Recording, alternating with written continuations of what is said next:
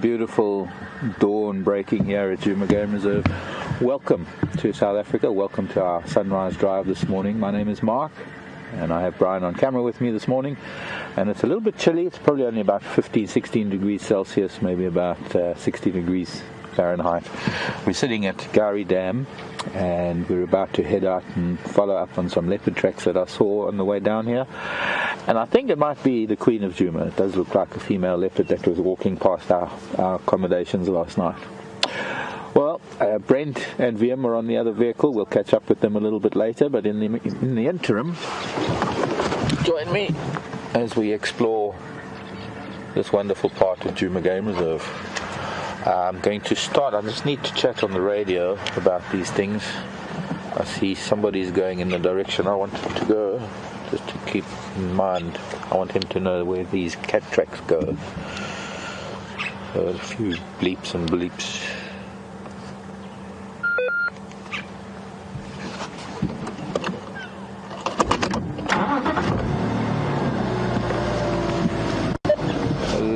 Lex, good morning.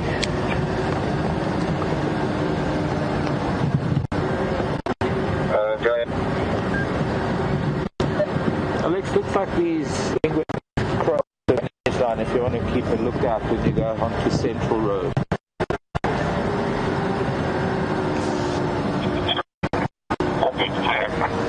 I'm just going up Gowrie line, and I'm not going to walk away like Central.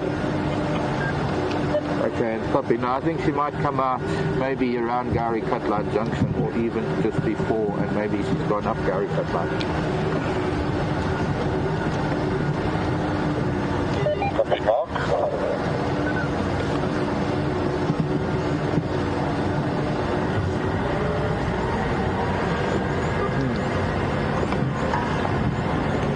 The other thing is that when I was here where the tracks they left the road, it looked like there could have been some drag marks. I want to just go back to that and have a look.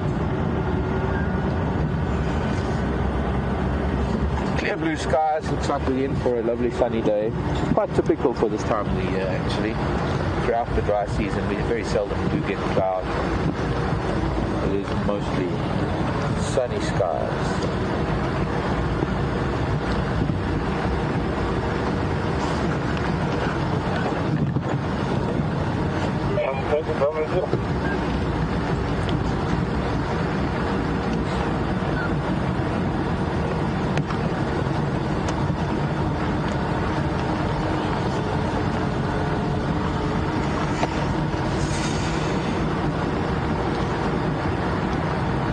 Well, following Fireside Chat last night, a lot of messages coming in. Thank you to all of you who are sending messages. I really appreciate it. I haven't even read a fraction of them yet. I'll get onto the web after drive today, in between drives, and get onto those messages. If I can answer all of them, I'll try.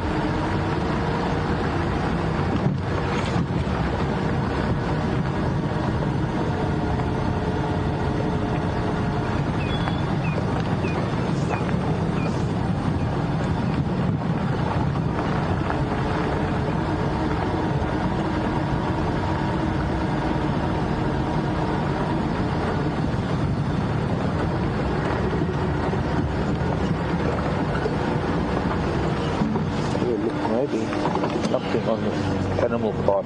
There are also elephant tracks heading south from here, down towards two dams from the Gowrie Dam. Not seeing anything. Be interested to know if there is anyone who was zooming last night, if anything came down to the water.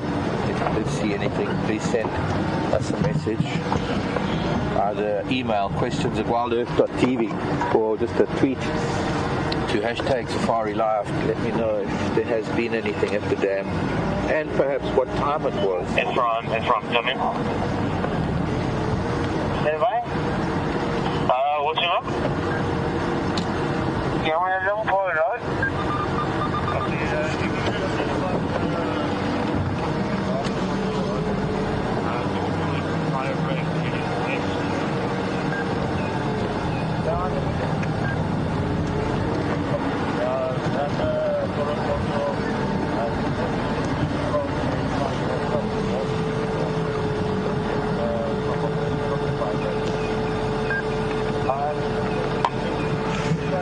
Setting tracks on very, very hard soil is a little bit difficult sometimes.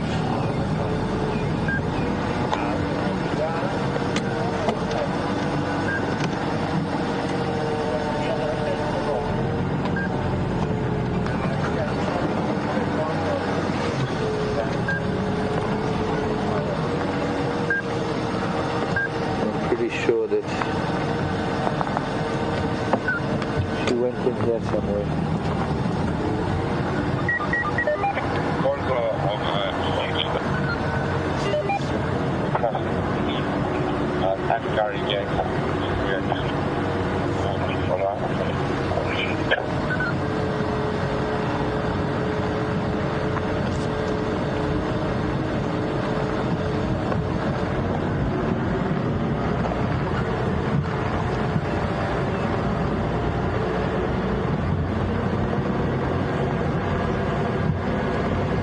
Perhaps a little bit later I could go for a walk in there when we're saying hello to Brent. For now we'll just head down to Dabs Road, see what we can find. Maybe Lex will pick something up on the other side of the drainage line if she could come out there. Otherwise she's down there in the drainage. Is coming down to Dan's Road.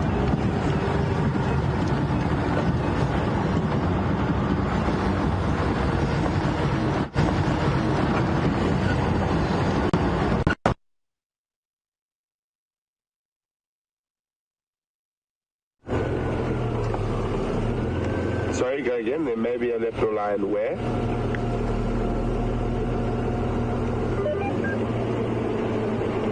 Morning, guys.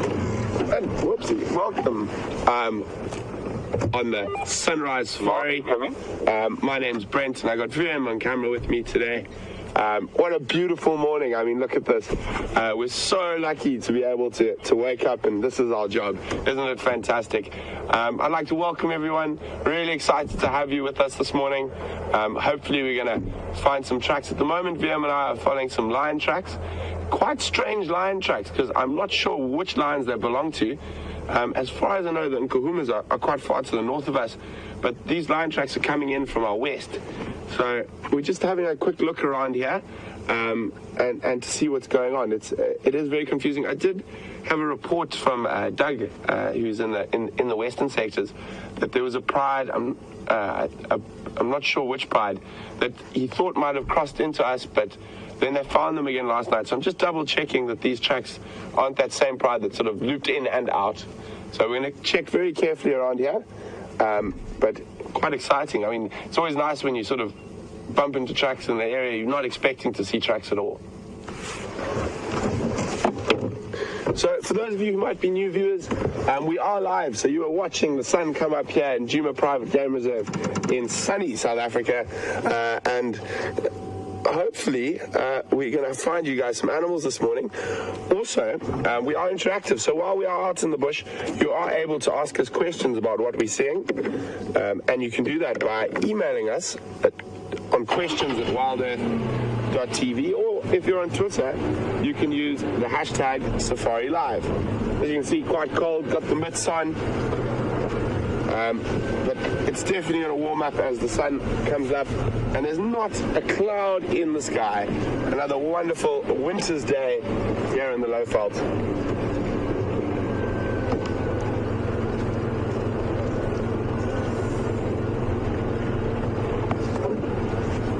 So there's been a lot of elephants around here. There is a dam quite close by, and they're making seeing these lion tracks a little bit more difficult.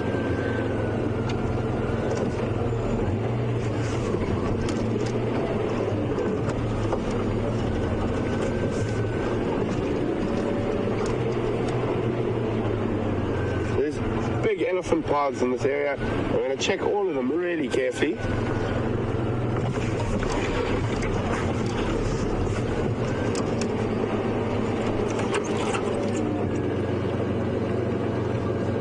And I can see the lion tracks quite far down that path. So they have crossed our northern boundary. But we're going to keep checking this way. They might loop back and come back across. It'll be quite interesting to see what these tracks do, because the Nkuhuma pride were in this area not that long ago.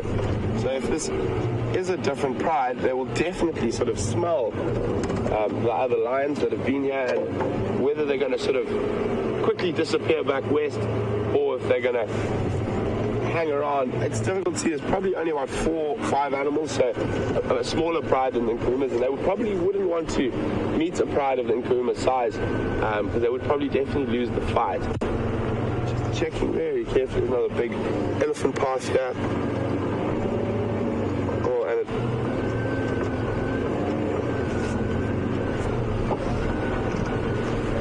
I'm just about to go through a little dip, so we might experience a little bit of signal breakup, but I'm going to shoot through it quite quickly, and hopefully it doesn't break up.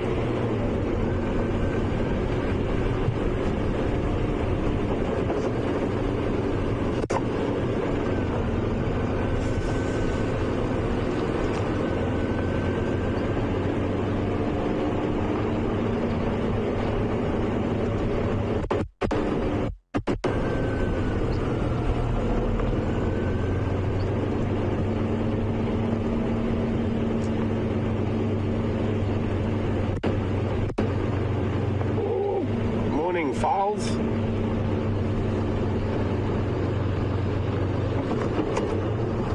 Nice flock of guinea fowl. It's quite interesting that during the summer months, when guinea fowl are breeding, they'll split off into pairs to raise chicks. But as it gets drier, they form flocks, and then up in the high veld of South Africa, you can get flocks of several hundred. Biggest flock I've seen in this area is probably around 60 or 70, maybe even as close to 100. But this is definitely the biggest flock I've seen since being here. Marc coming. Go ahead, Lex. So they're quite feisty in the morning. You can see that one running, those two running closest to us there. If you have a look, the one at the back. You can see there's a juvenile, 2 juveniles there, so they haven't got that full helmet color. There's another one there, but by the end of winter they'll look identical to the adults. I will join you shortly if that's possible.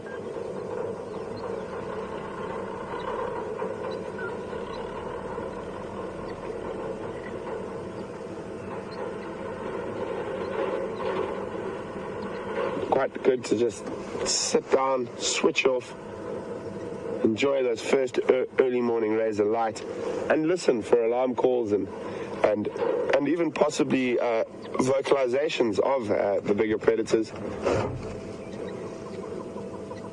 And then you can see we're on the edge of the boundary, and there's Sydney's Dam to the left.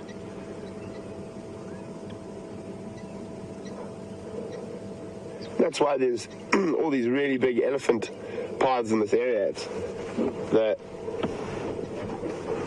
As they're coming down to this water point, it's going to become all the water points are going to become very important as we move further and further into the dry season.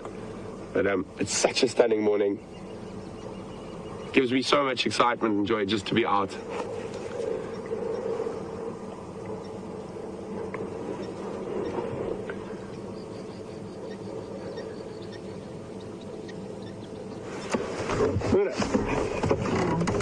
Continue on. It looks like these lion tracks have not crossed back. We will keep checking. A nice big flock of guinea fowl like this, it's like a perfect predator alarm system. And I'm quite sure while we're in this area, even if we're a distance away, we're going to be able to, if they spot a lion or a leopard, they will let us know by causing quite the cacophony.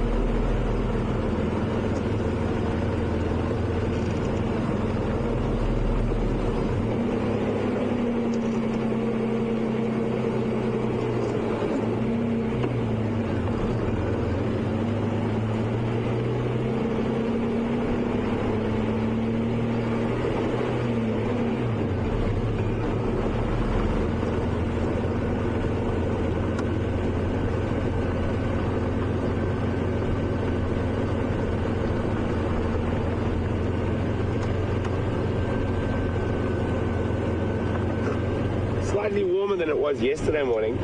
So there seems to be a bit more bird activity a little bit earlier. I mean, just before sunrise, while we're having our cup of coffee, the francolins were making an absolute din. But not alarming at anything, just calling for the joy of the morning.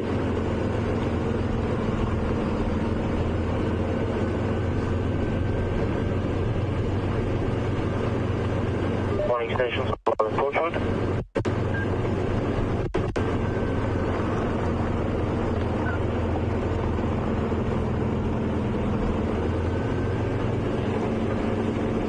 Give me a second, I'm just going to chat to the other guides on the Game Drive radio for a second. Lex, you copy?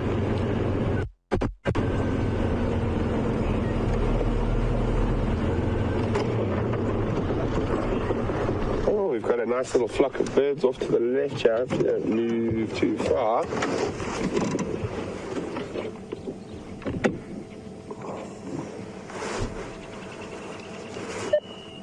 Marc, do you copy?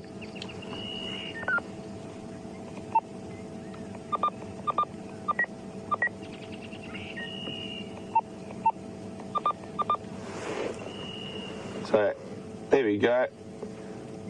Quite often referred to colloquially as the Seven Sisters. I'm going to see who out there can tell me what bird this is. So start you off the bat, getting some IDs going. So who can let me know what birds these are? Quite often referred to the Seven Sisters because they are very often in flocks of 7. And you can send your answers to which bird this is to questions@wildearth.tv, or you can use the hashtag Safari Live if you're on Twitter.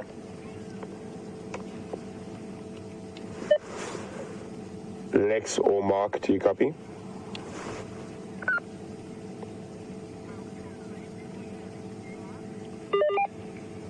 Lex, can I join you, please? So, guys, I just had a little birdie in the bush told me that Marc has got something quite exciting and interesting for you guys. So we are going to pass you over to Marc to see what he's got. And I'm sure it's going to be a really nice surprise for everyone. And we will catch up with you a little bit later on Drive. Morning, Lex.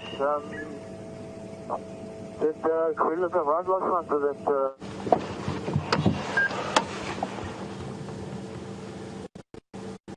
I think he heard me talking about him last night. Welcome to our world of leopards, everybody. It's fantastic, absolutely wonderful. I'm going to leave you to identify this magic cat while I try and get a closer look with my binoculars. He's going to be walking towards us.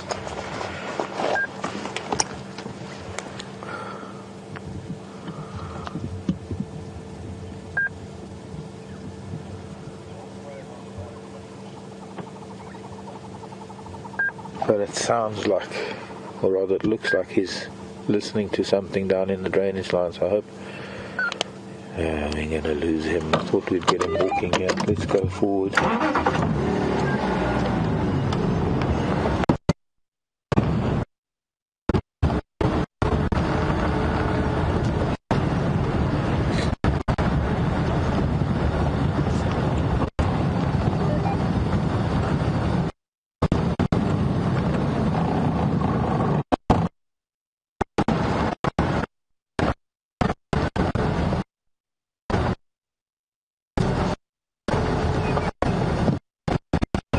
We're going to have to maybe try and get down into the drainage line.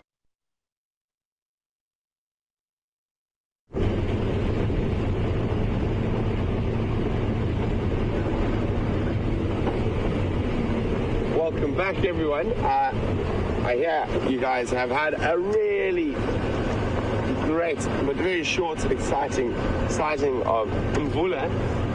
Unfortunately, the area of Mvula is a really bad signal area, but he is moving, so he will move out of that area. So don't stress, you are going to get back to him, and we apologize heavily for the technical difficulties, but he is down towards the drainage line, which is a really known bad signal area for us. still checking the northern boundary. I've sort of got fingers crossed that we're going to find lion tracks coming in again, but no luck so far. I also heard that Marc had tracks of a female leopard down towards the central part of the property, so I think if we don't get any luck here, we'll go see if we can find that female.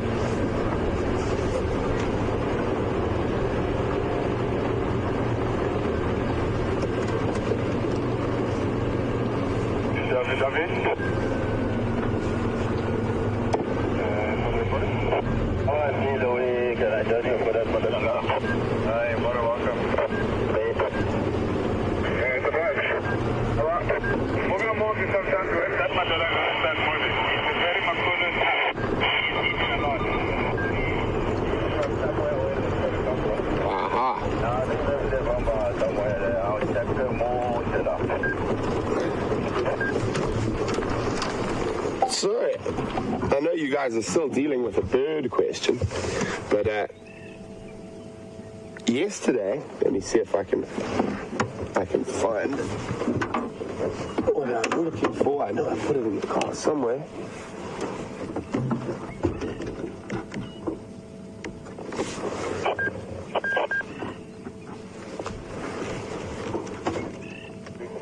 So we've got a very specific big pile of dung here. It's quite spread out, but you can see, if we go a little bit tighter, how much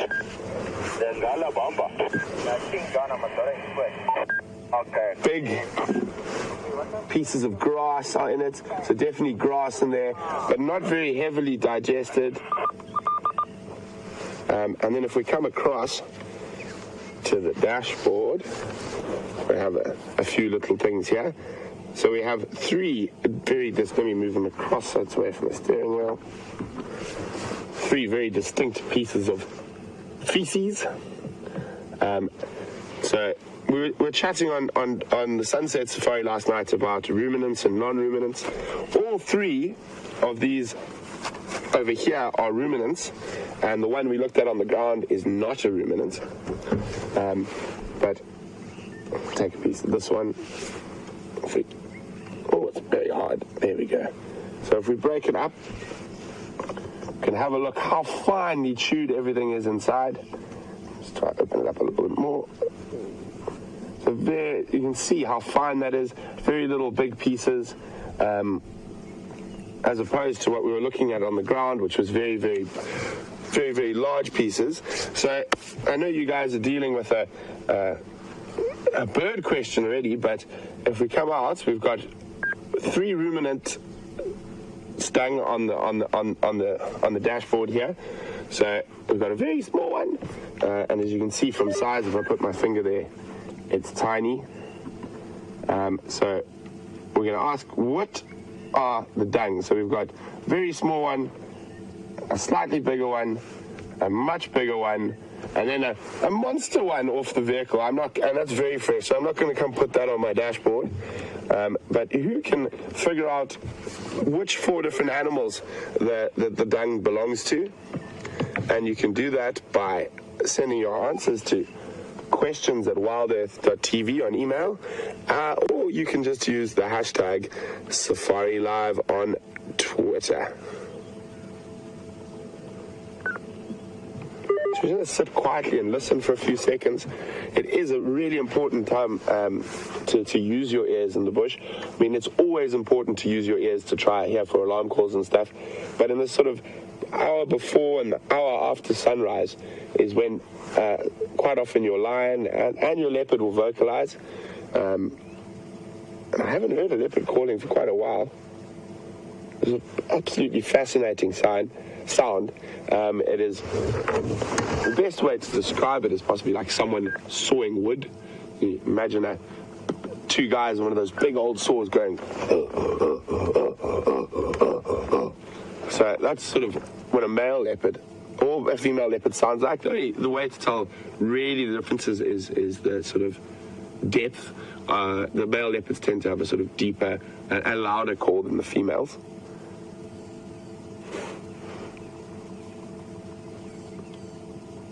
But at the moment, all I can hear is one lonely rattling testicular.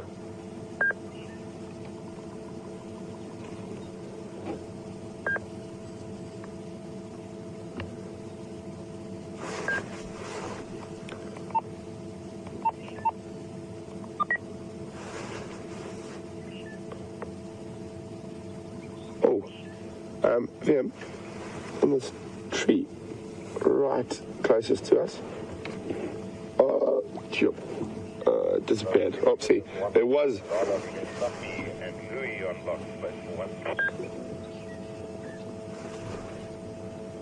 Oh, well spotted. There's a communal spider's nest.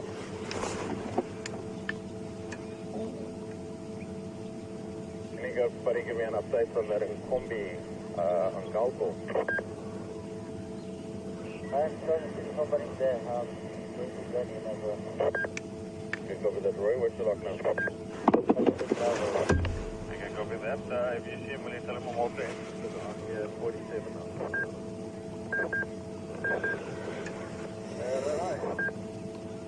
Well done to Judith and Joanne, who were the first two to get the bird answer correct. It was a white-crested helmet shrike, quite often known as the Seven Sisters, because they are very often in flocks of 7, although you do get bigger flocks from time to time, but very, very, very common to be in a flock of 7. So we're just going to listen for a little bit longer.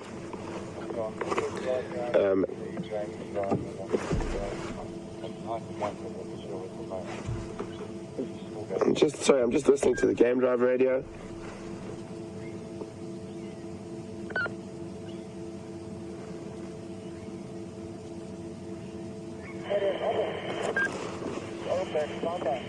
So, for those of you who might have joined in a little bit late this morning,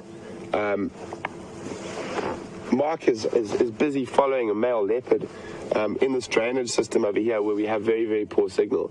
So we're just sort of holding the fort for Marcus till that male leopard moves out of the thickets in that drainage line and where there's bad signal into a good signal area. So we've been playing a few games. We've really seen a bird that was identified as the white-crested helmet shrike, which is number 2 over here. And really nice sighting of them, a little flock of them in the early morning light. And at the moment, we are playing with poo. So we've got a couple of different dungs here. We've got 3 on the dashboard, a very small one, a slightly bigger one, and then a much bigger one, even though the individual pieces aren't that much bigger, but quite often they're collimated. And then off to the right of us, we've got a very large pile of feces, and that is very spread out. The 3 on the dashboard are ruminants. This is not a ruminant, but it is obviously a very big animal.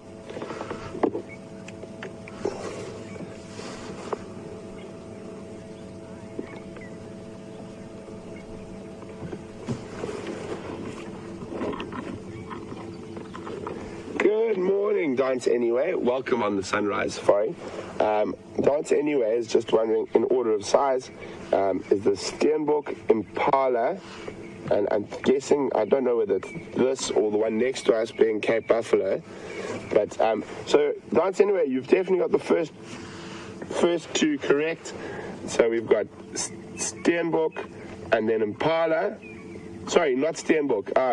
I'm lying to you guys. This is actually Duiker, grey Duiker, and then we have Impala, and then this is not Cape Buffalo, because it is made up of smaller little pieces that are cognate. This is blue wildebeest, but I'm not going to answer what the big pile is yet. I'm going to wait to see if anyone guesses correctly. It is a non-ruminant. The big pile next to us, so made by one of the bigger animals, but the secret is that it's spread out, is the sort of clue.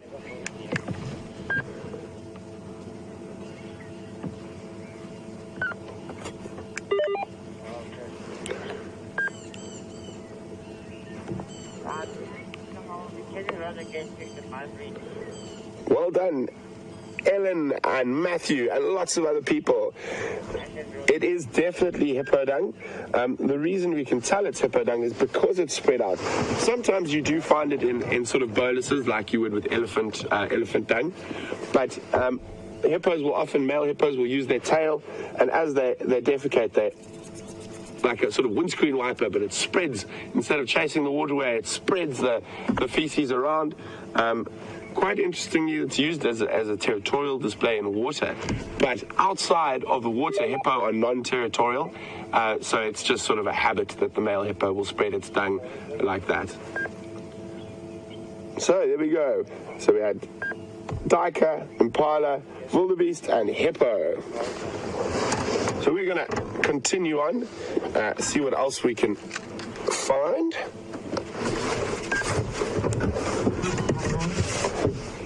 Oh, we're going to...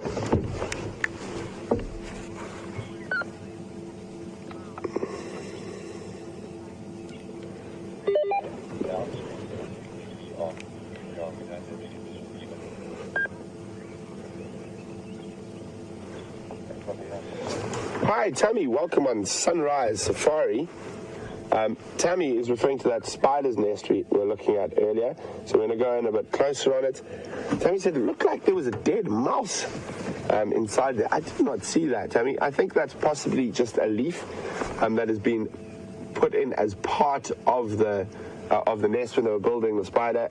And Tammy would also like to know what is inside that nest. Well, Tammy, I can't see. I'll be back in 2 seconds. I'm just going to wander over there and have a closer look to see if it's an active one or a non-active one. And then I'll explain exactly what's inside the nest.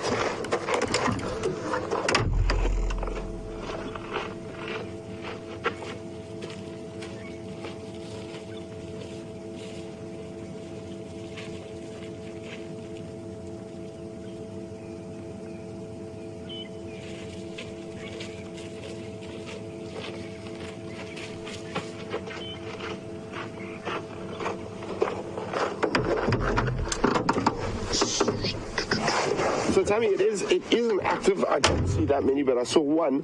What I'm going to try do now is get the vehicle much closer to it so we can get a close-up with the camera and we can have a look what is made up of that nest. It's quite interesting.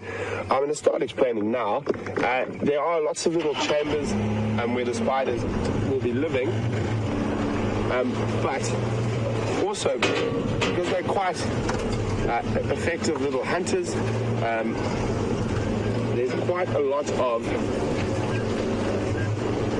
this is a two, how's that? So I'm going to try to see if we can, it's difficult with the sun where it is at the moment and I can't really get around to the other side of it.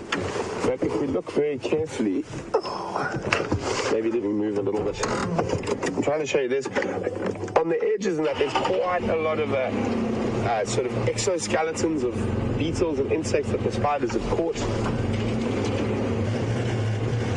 Let's try from the side.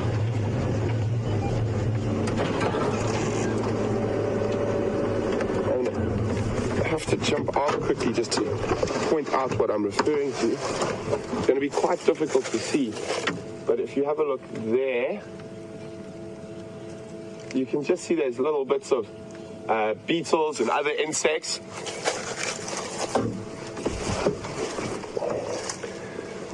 And you can see the little tunnels that the spiders use. Obviously, with us making noise near them, they've retreated to the safety of inside.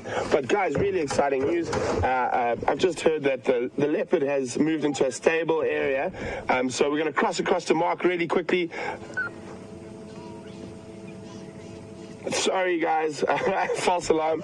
He's gone down into a drainage line again, and that has caused the signal to drop.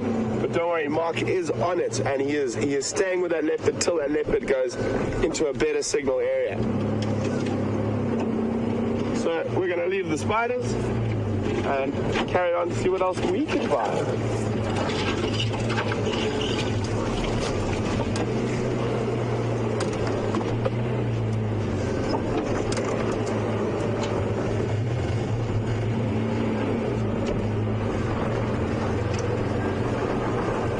Okay, Okay, guys, it seems like we're back up with Mark, so we're going to rush over to him quickly and we'll catch up with you again just now.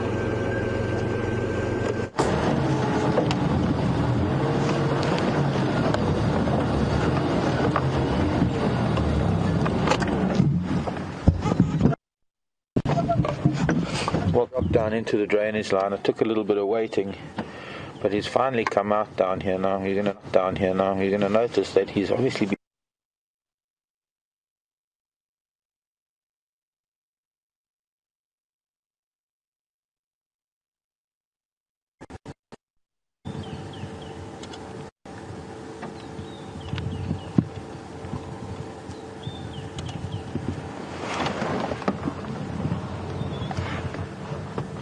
Morning, Mvula.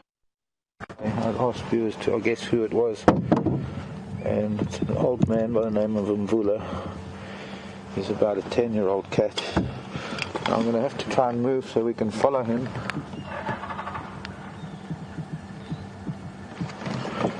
And we might, I don't know if we're going to hold on to our signal because we're down in the drainage line, but we're going to try. With the interesting stuff. This is a place where once upon a time I had Duna and the previous male who used to live here. In fact, the previous male's name was Yambila Yordan.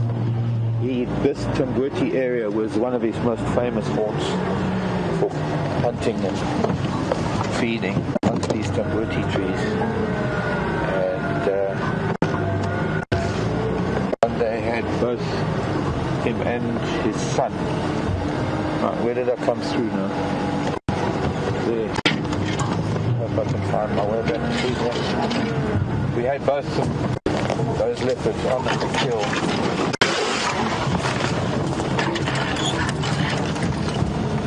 No, this is not where I came through. It's over there. What's this Tamboti, right?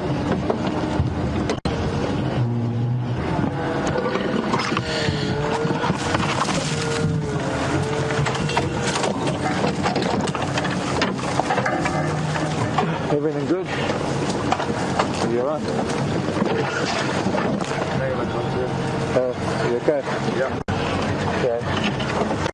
It is opening up, and there he is. A wonderful cat.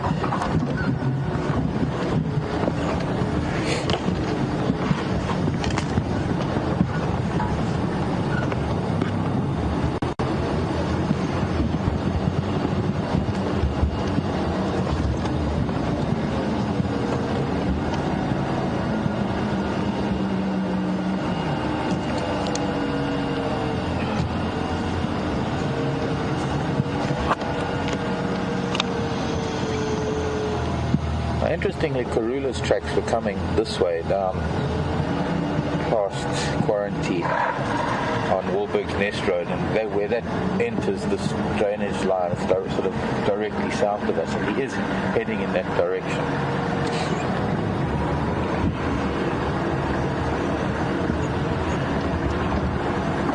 So it'd be interesting if they have been communicating with each other, and if he is maybe going to meet up with her. I don't know.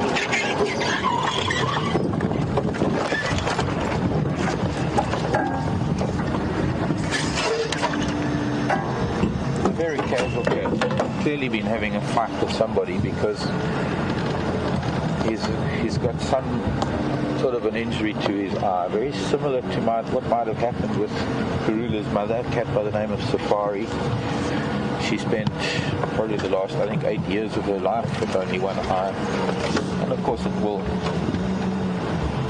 either heal or he might lose it. I haven't had a good enough view of it. I haven't been able to see it well enough to establish whether he's going to maintain his sight in that eye or how bad the injury is.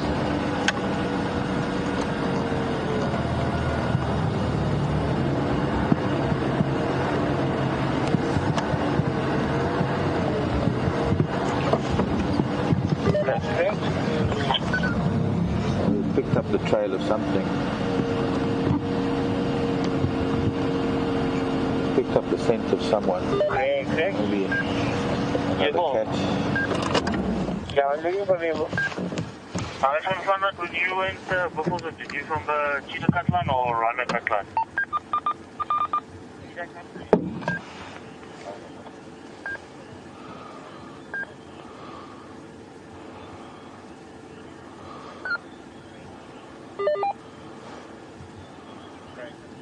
Rena and Lynn had a couple of tweets wanting to know if I have any idea what might have happened to his eye.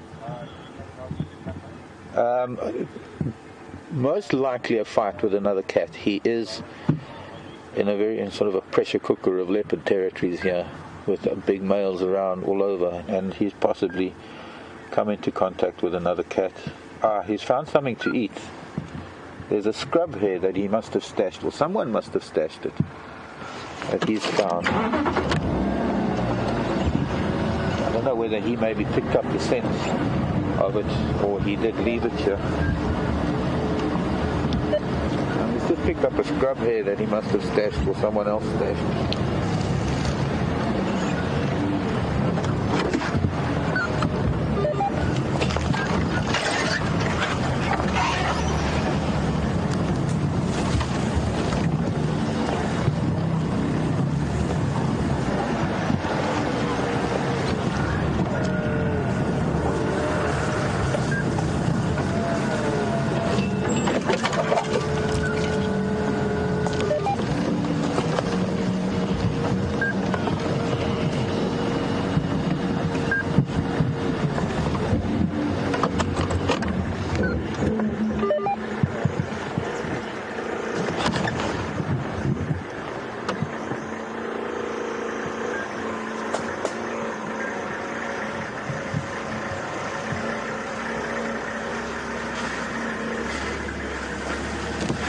Actually licking the hair off of the scrub hair.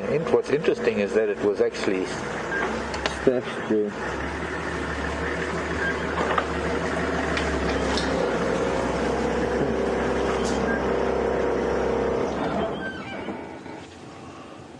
He's taking all the fur off first. He's going to have a small meal this morning. I wonder who would have left it there. Looks like he's got a kill there. Yeah, it was a scrub hair that he's just picked up now. Really? It was under a bush just off to your left, and I don't know if it was. I doubt whether he would have stashed. He's eating a scrub hair now. Did he catch it up? No, he picked up the scent. There's a pathway that goes up there. Yes. And he picked up the scent of something, sniffed around, and then he found it under a bush there. Dead? Yeah, it had a little bit of the hind chewed off of it. Wow.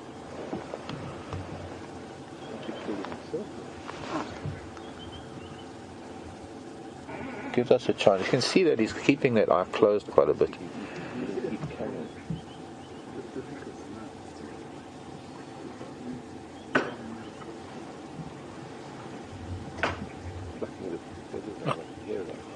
Yeah. We're sort of in a really awkward spot here, and we can't go forward or back. So it's about the best view that we've got right now. I wonder if it could have been a smaller predator that maybe killed it during the night, or maybe a bird, maybe an owl. There are giant eagle owls that live in the big jackalberry not far from us right now, and I can't imagine a leopard killing a scrub hare and leaving it, especially being such a small prey item. There would be no reason to leave it, and if they were going to leave it, they probably wouldn't leave it under a bush. I know that we have seen a lot of the leopards, especially Karula and even Mvula himself, making kills and stashing them under bushes and then coming back to them later on. I can't, sadly he's behind bushes, so I can't get any photographs from my angle. So I'm going to have to rely on some screen caps that you might get. We can have a closer look at that eye.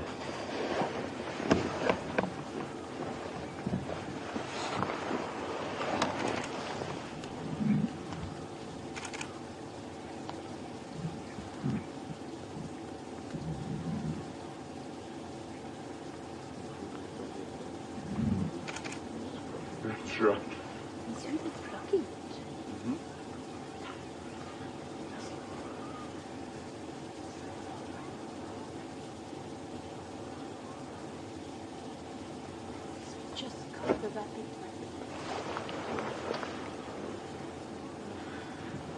It looks like that eye is completely red.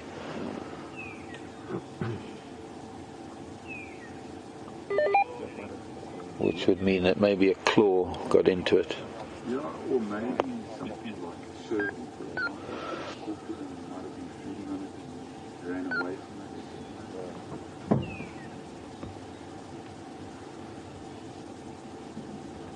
Or a bird of prey.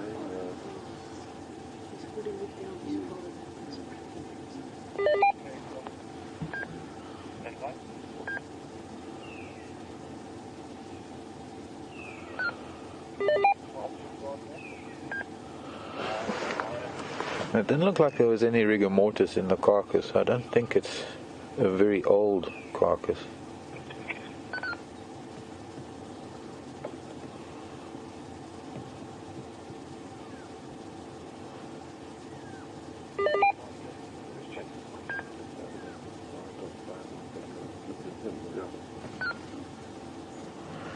So he's plucking it at the moment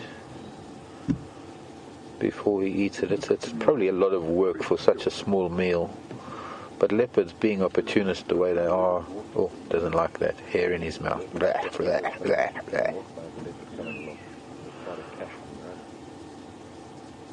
But leopard are these unique cats that can subsist on a diet of much smaller creatures than what, say, lion would require.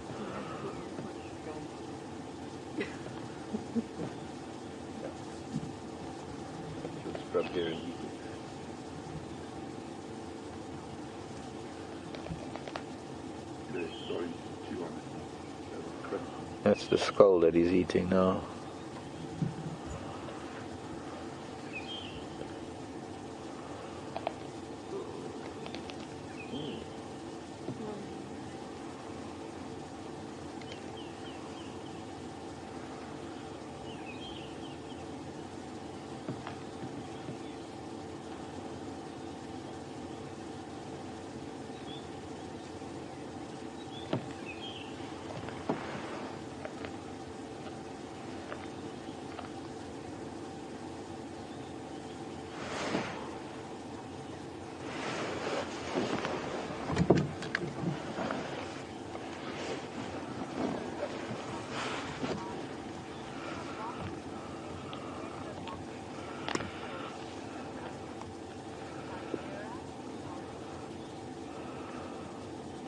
Question from Siberia, one of our zoomies, wanting to know if a slender mongoose could have killed this rabbit. Well, firstly, it's a hare, not a rabbit. Semantics. Well, not quite. There are distinct differences between hares and rabbits. But no, I don't think a slender mongoose. It is much smaller than the hare, and although it's not impossible, I don't think it's likely. I think because the slender mongoose is more diurnal, the hare is a nocturnal creature.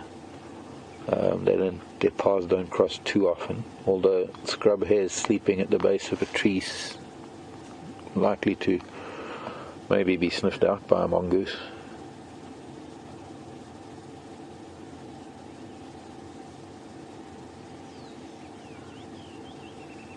I'm not seeing many other injuries on him. What about grass seeds? No, I don't think so. The blinking and that looks quite deep in the eye. I can't even get a good look, unfortunately, because this little jackalberry is in the way for me.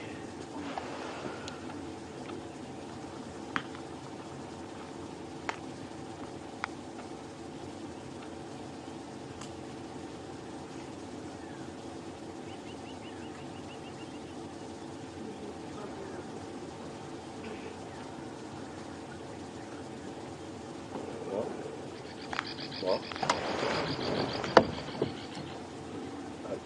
Are you quite sure he didn't catch it? You saw it sort of... Yes, no, definitely it was dead because there was already some feeding on the rump. Giant eagle owl. Yeah, maybe something that... Serval. Or a small bird of prey that couldn't lift it up into a tree. Yeah.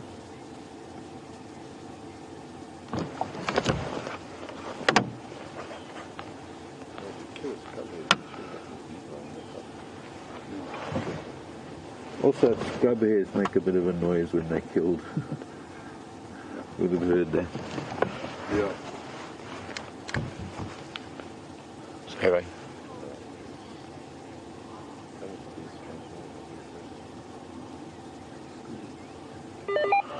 Some of the people chatting saying he looks very thin, or what do I think? I don't think he looks very thin. I think maybe he's... You see, when cats haven't eaten for a couple of days, they do have that gaunt look about them, but I think he's still quite healthy. He's obviously had a fight at some point. In fact, viewers, if you could all let me know when was the last time you actually saw Mvula. I think it was with Brent, maybe. I'm not sure when the last time you saw him. We haven't seen him since I've been back from leave, which is just about 10 days now. 9 days. So we need to find out from maybe some of the other guides. Predators, we were just talking about it now. Predators are pretty much opportunistic. So when if it's walking through the bush like this, with the duiker, impala, kudu, or straddler, bird, frankie, that's where it goes. What happens if say he just recently had a kill yesterday, wasn't there?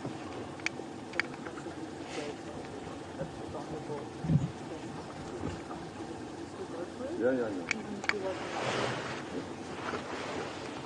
So very much so. So if he's sitting here with the impala still in the tree, and he's lying under the tree and the duiker comes along, the stalker.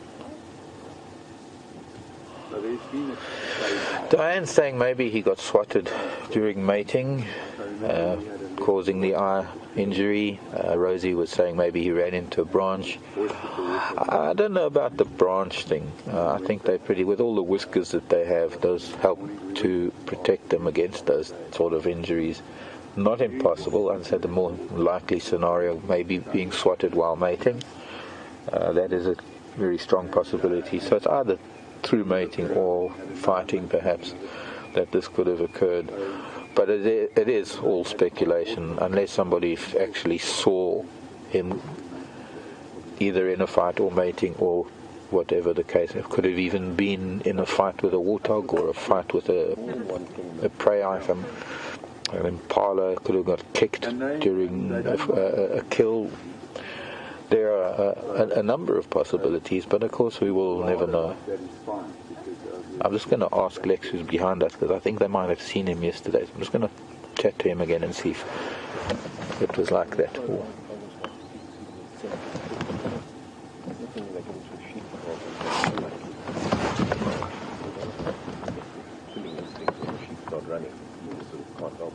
And it's also, it is about this opportunistic behavior.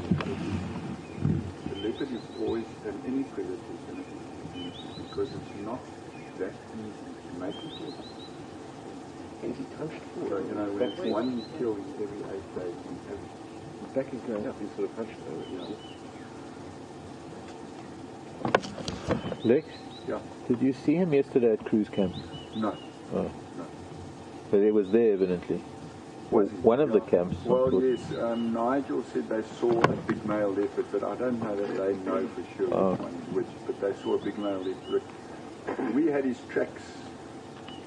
His tracks were those tracks going across into Buffalo yesterday afternoon. That was him. Yeah. So I don't know. I'm just wondering if when he was last seen, if he had the eye injury The last time I saw him was 2 weeks ago when I was here, and he was fine. Yeah. I don't know when you last saw him. Well, I was on leave then. I've only been back just over a week. I haven't seen him since I'm back. It happened in the last 2 weeks, definitely. Yeah. And I don't know if you last saw him. Yeah. I guess we'll have to ask around.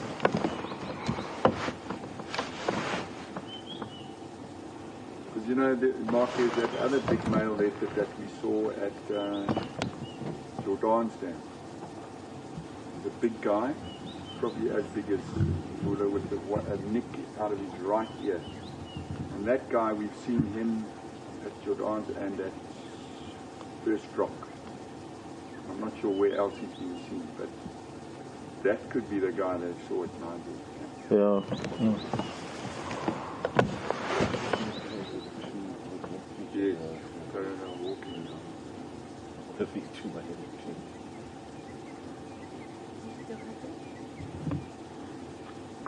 You notice how as he looks at us, he closes his eyes. It's a very typical cat gesture. Most of acceptance, and also clearly not a challenge or even a worry.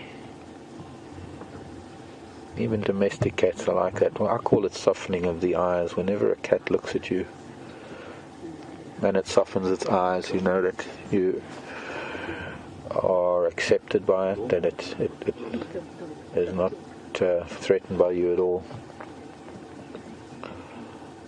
And often it's I will always, on foot or even in a vehicle, when lion or leopard or cheetah make eye contact, I will always soften my eyes back.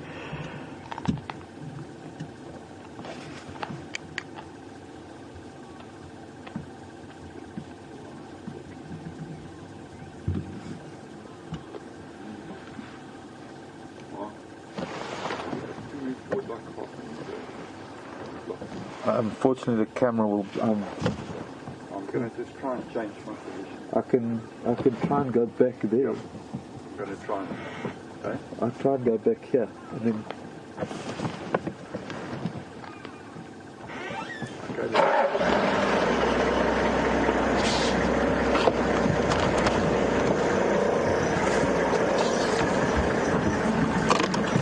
I just need to move because we're in a place with pretty much only one vehicle view because the narrow angle of the site. We need to move just a bit.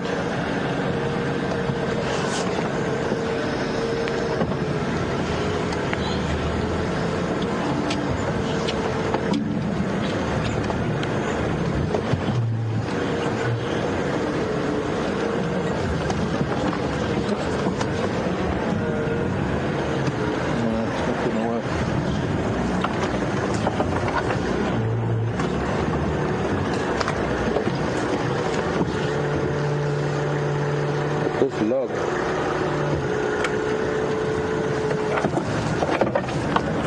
Or otherwise, try and get up here. Can you still see him?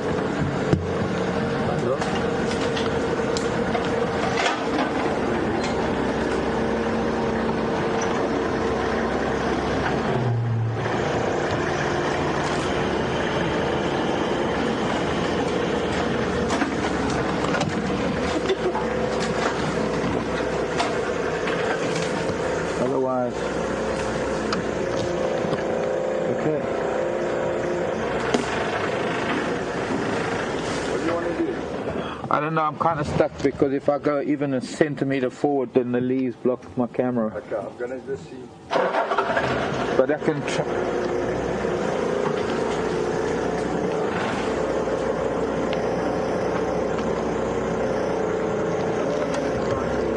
You could try and push a little bit further. Well, otherwise I can just try and go up there.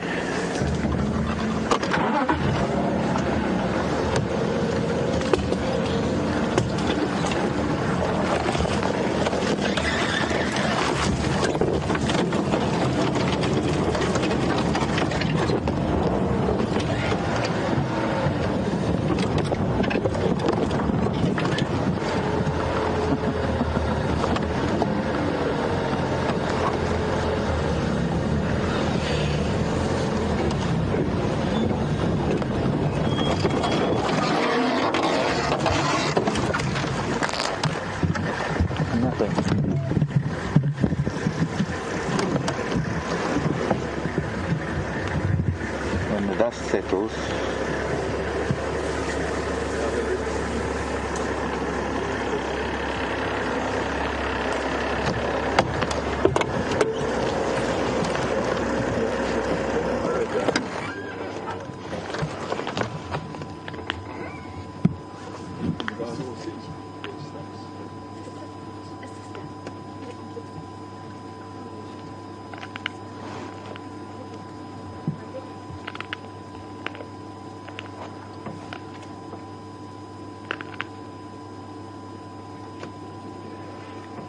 I think that was the last of it.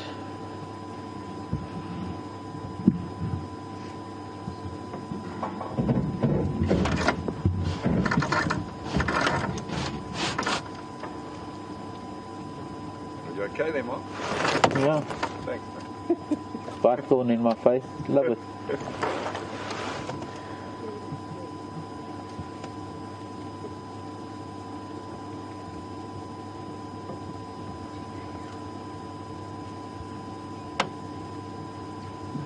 And that was it. That was a scrub hare. We'll see. It probably hasn't filled his tummy very much.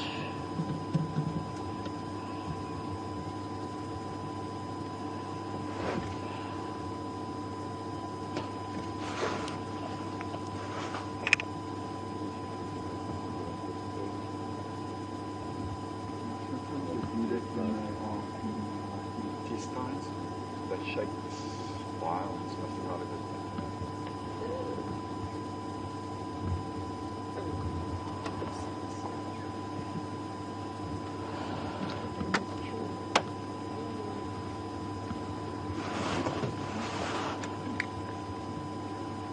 That's the best thing.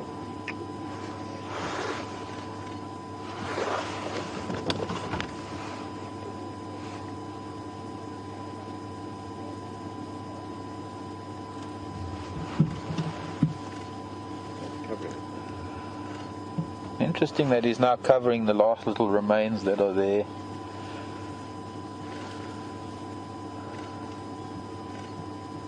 Covering his tracks, hiding the deed. And he goes back to the drainage line.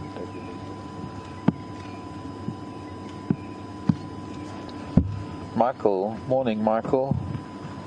Mike Moss, over there in California. Mark saying that his father in Mvula, who lived to a ripe age, also only had one eye.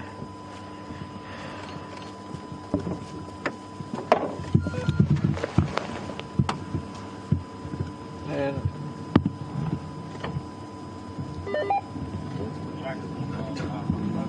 hopefully we can follow him still some. We're sitting at a really strange angle. I don't know if it really comes across from the camera, but the vehicle is sort of sitting at a very tough angle. Obviously tough for Brian, but we'll try and get back to him shortly. We just have another vehicle behind us.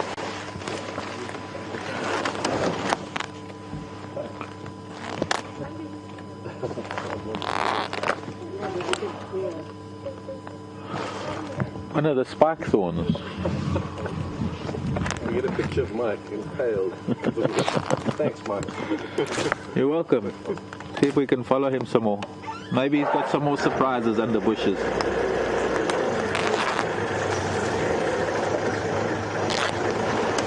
Okay.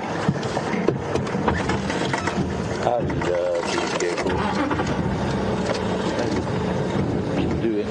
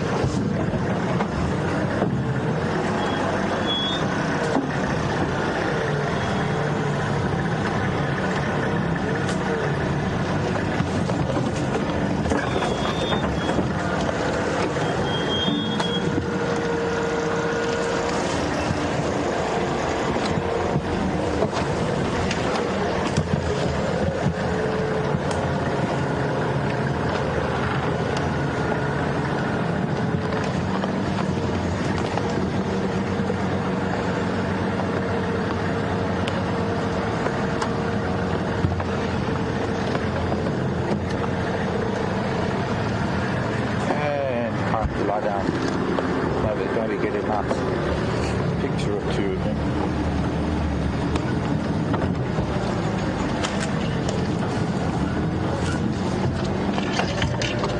Gonna probably do what cats do after a little bit of a meal. We'll probably end up doing a bit of a cleaning session for us.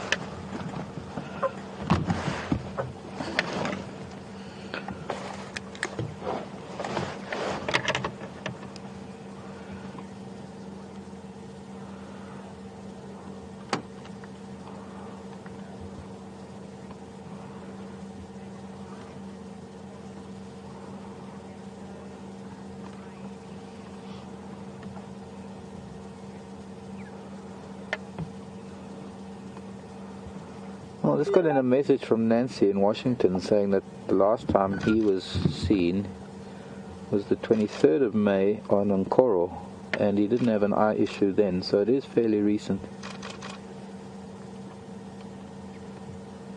Thank you, Nancy, and others who have mentioned that.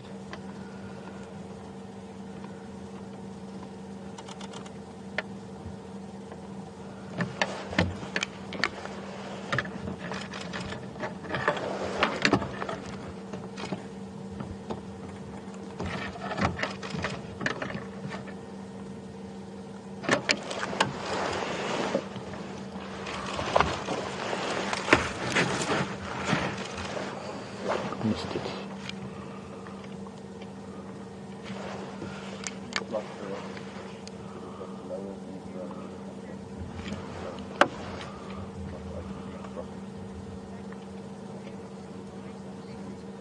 Because when you came walking past it,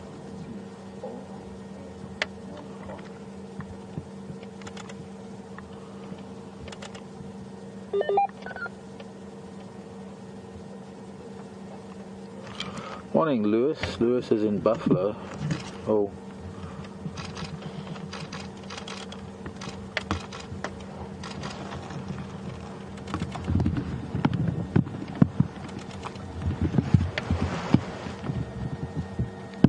I think I had a good look there. I think it's just the corner of the eye. yeah, or like it's like that. You know that membrane that comes up?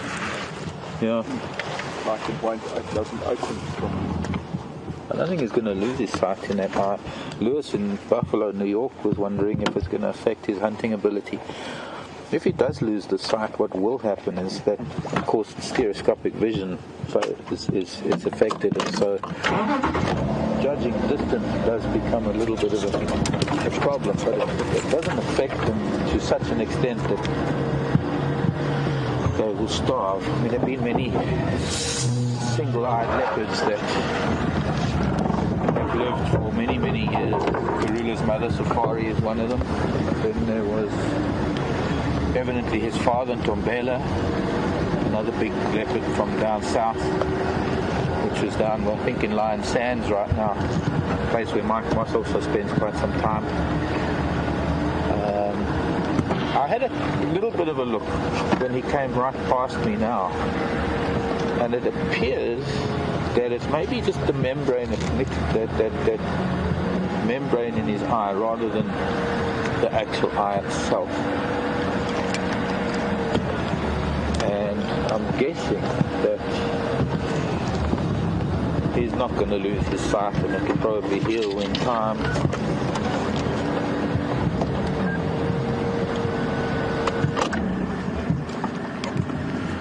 He's making his way towards Central Road, and we might be able to follow him through here, but it might be an idea to get out onto Central Road.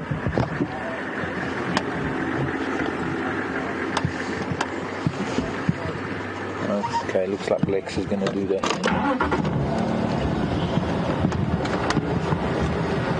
I have followed elephant through this spike thorn thicket. Oh, I can just smell a leopard now. Very strong scent of a leopard.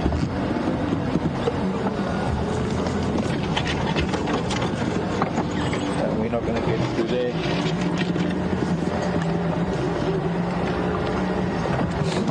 Maybe get through here.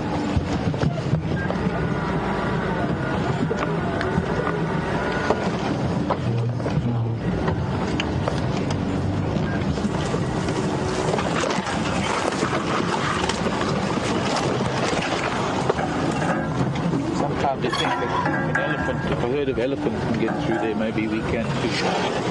Not always the case, but it's a bit narrow, but I'm sure we'll make it.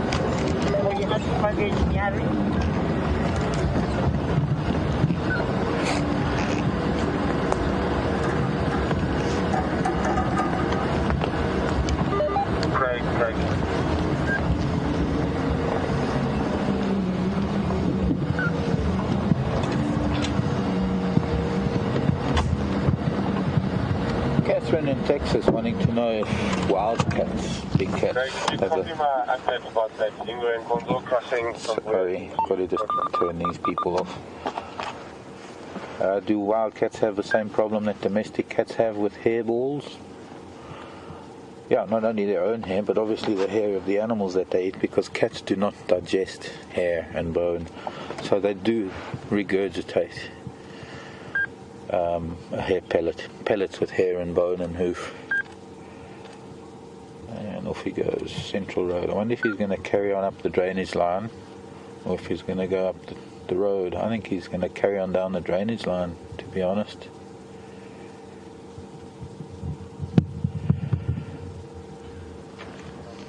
Oh, wonderful to have spent so much time with him this morning. Let's see.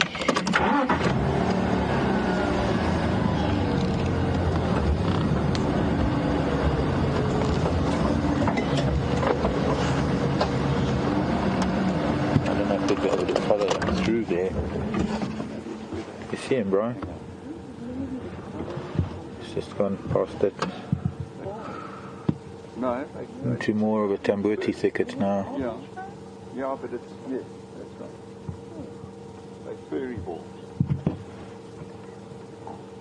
I got a feeling Karula's in there somewhere. Yeah, because her tracks were going in there. Came down past, down the Wahlberg's Nest, and at the junction with Twin Dams Road came in. And you know, when Aubrey was tracking him yesterday, he seemed to be following Karula's tracks. Is there a way in there? There is, here, there's an old, you know this old pan here? Yes. There is down there.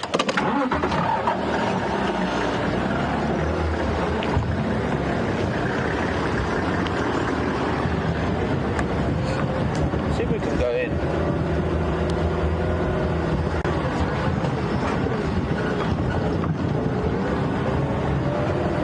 Might be interesting.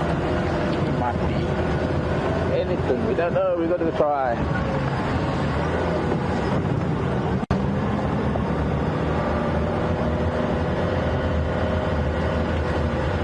Be the end of the world if we decide to, if we can't find him, we decide to carry on elsewhere. But for now, let's take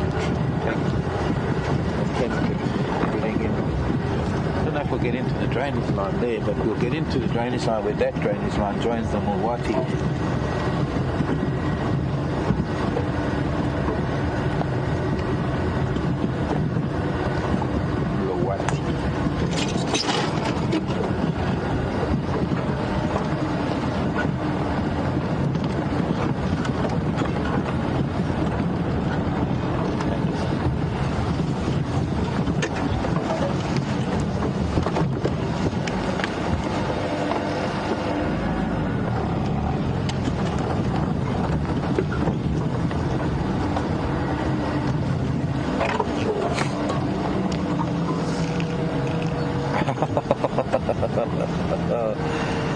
Brandy, gosh, wanting to know if I ever went into a riverbed where there were some green acacia thorns before they hardened and whitened. I tied a knot in them. Oh gosh, Brandy, I can't even remember where that is.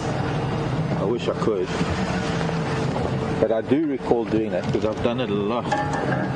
Because those lovely big thorns of the acacias are just modified leaves. So as they start growing, they are very, very soft. And you can bend them and shape them so that when they actually grow, they become very, very hard. And so when you bend them and shape them, they harden in that shape.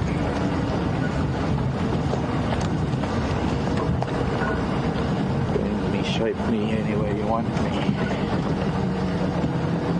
So, are we going to find him yet? That is the question.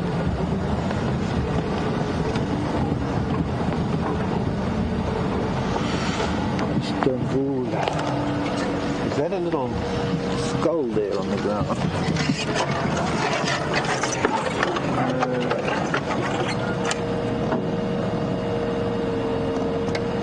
That's a piece of a vertebra.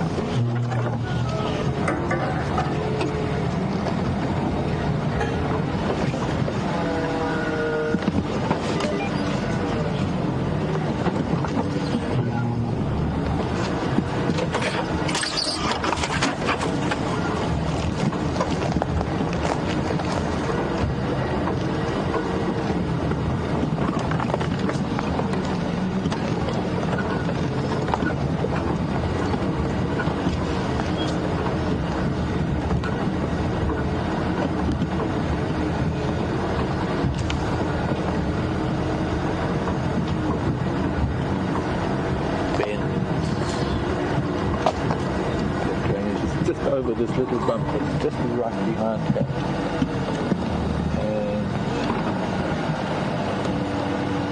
just this little hump, we've got a little ridge here that is just blocking our access there.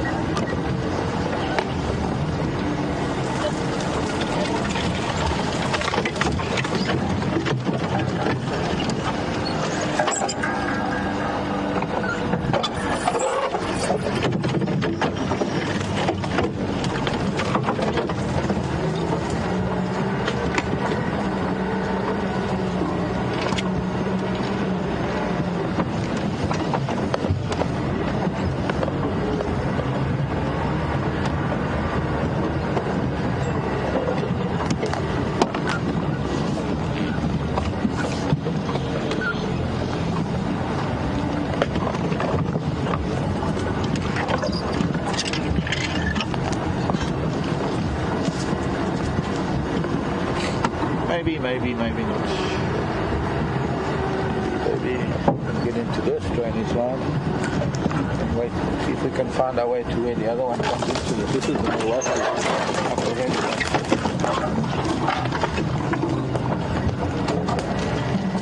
I've been in here before. I know that we can't get too sort of too far south down this drainage line, but we can try. Have a look. A little bit further south from where it would be, where maybe Karulas or that other set of tracks came into the riverbed.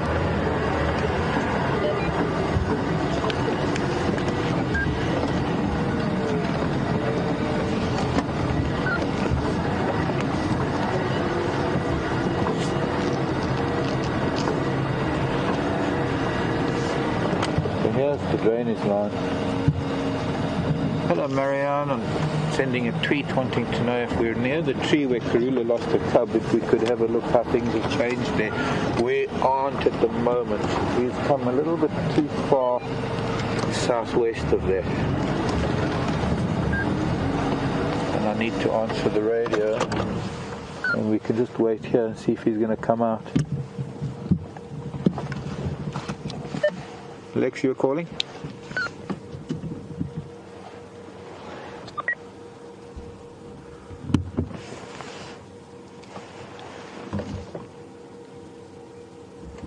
Look at that beautiful jackalberry. Like a giant bonsai.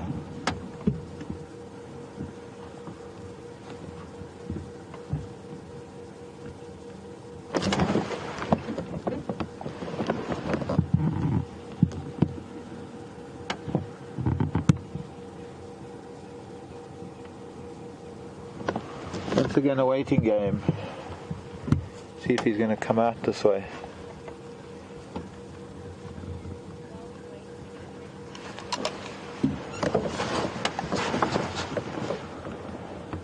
While I'm waiting, I'm also going to try and position myself. If he does come into because he's supposedly coming down, or he was coming down this drainage line, just off to our left.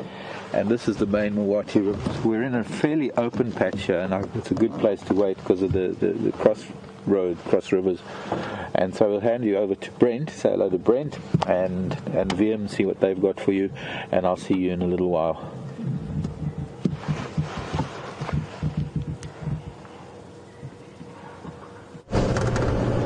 Everyone, I'm glad you've been having such a fantastic sighting with Marc and Mvula.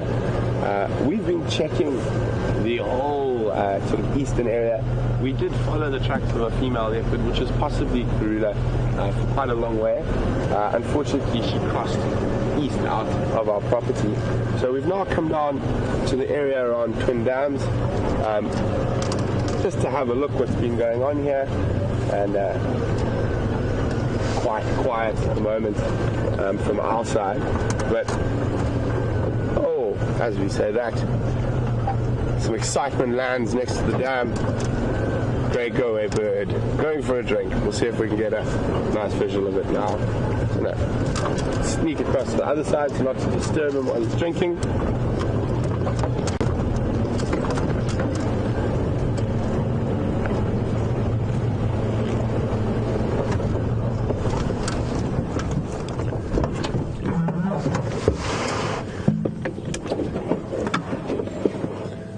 There we go.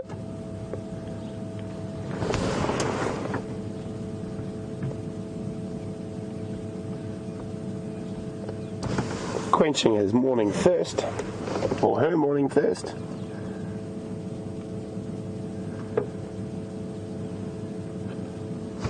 Quite nice to see them quiet and not screaming at everyone.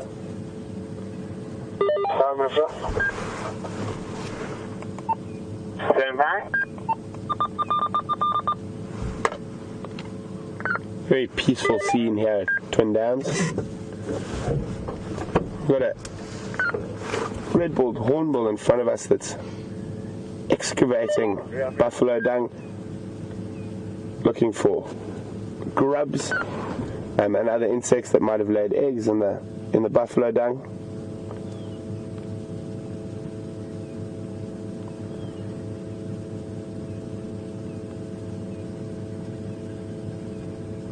He sifts through.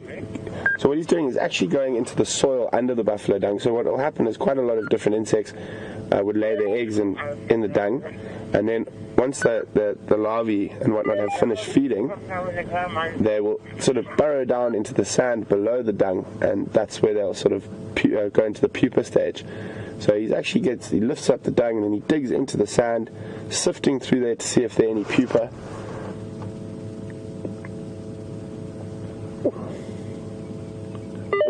Oh, guys, this is quite a nice special sighting. It's not often you get such good sightings of them, especially not coming down to drink. Very beautiful bird, exquisite sort of colouring, and I want to see if anyone can guess what type of bird is that. You can tell me which bird this is, and you can send your answers to questions at wildearth.tv. Or you can just use the hashtag Safari Live on Twitter. I don't know if you saw the way he hopped there. It was very distinct. It doesn't look like he's very comfortable. Oh, and off he went. Quick drink and off. It didn't look like he's very comfortable walking on the ground. And there we go. There's another very beautiful little bird. We did see one yesterday afternoon for those who are on the Sunset Safari at Red Dam. It's a little three-banded plover. Almost completely associated with water, so you will find them amongst on the edge of all sorts of water in the bush, and all different sizes as well. I've even seen them on sort of puddles during the rainy season.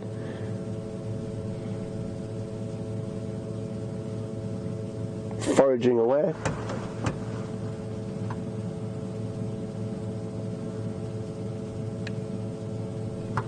That beautiful reflection. Let's see if I can try snap a shot of that. So beautiful. Oh, now I don't get the full reflection. I was a little bit late.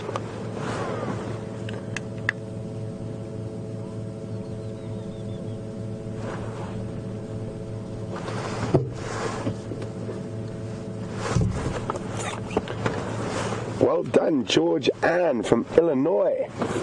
George Ann was the first to get the ID African green pigeon. Very interesting from the pigeon family. I'm just going to find a picture of it quickly for those who might have missed.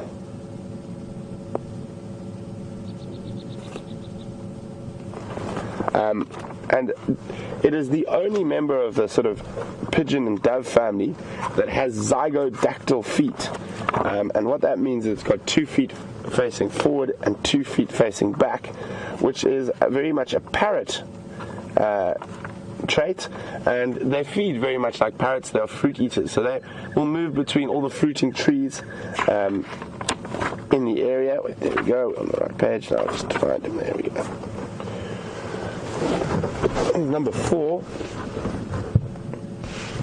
And if you have a look, you can't really see the feet too well there, but even in their body shape and that, and their beak, they've got a nice little hook on the beak, and that's for opening up fruit.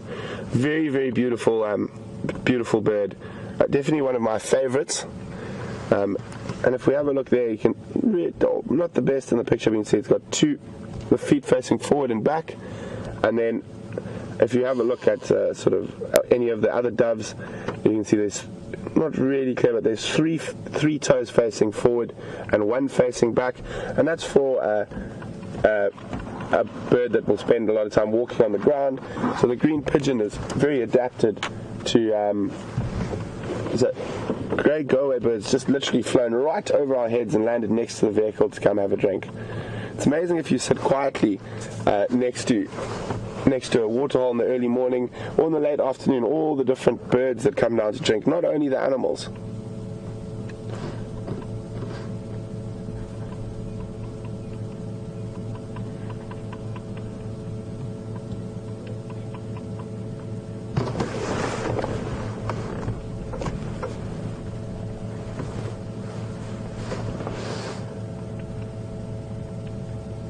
Very peaceful here at Twin Dams, enjoying some of the avians. There we go, off he goes. And you'll find, if you look carefully around, and especially in that tree, you'll find a lot of birds, the go-away birds and doves. At this time of the morning, especially after a cold night, a lot of them will be sunning themselves, warming up before they sort of head off foraging. So, I mean, we've got 1, 2, 3, 4, 5 go-away birds that I can see.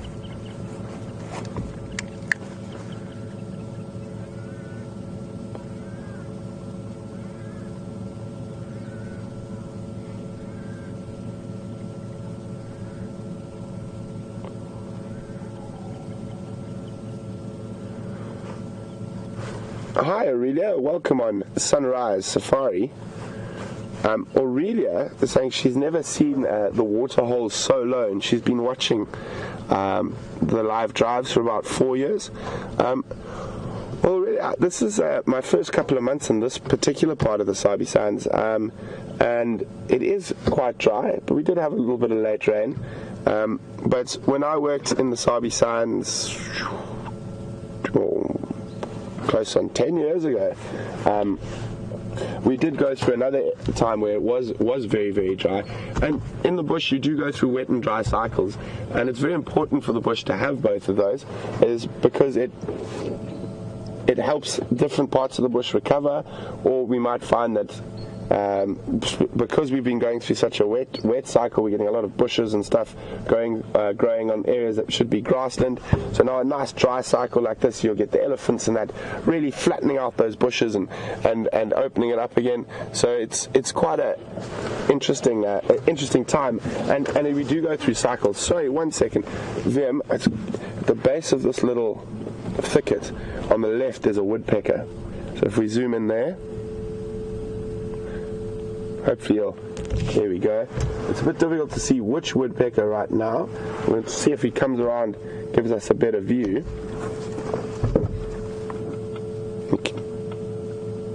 I don't know if you guys can hear the tapping.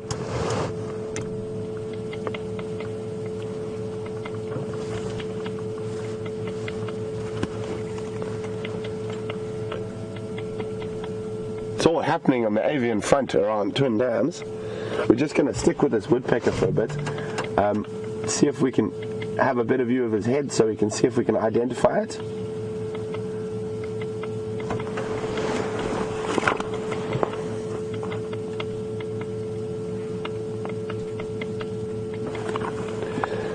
Very special adaptations the woodpeckers have to be able to bang away at a branch like that.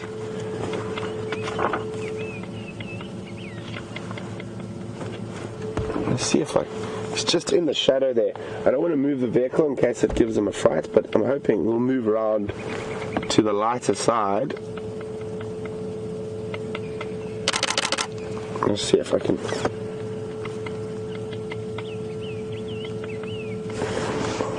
get a shot of the head. The head's quite important when it comes to identifying woodpeckers. Just in the brief glimpse I got, and judging by the size, I have an idea which woodpecker it is, but I'm not 100% sure till I can get a better view.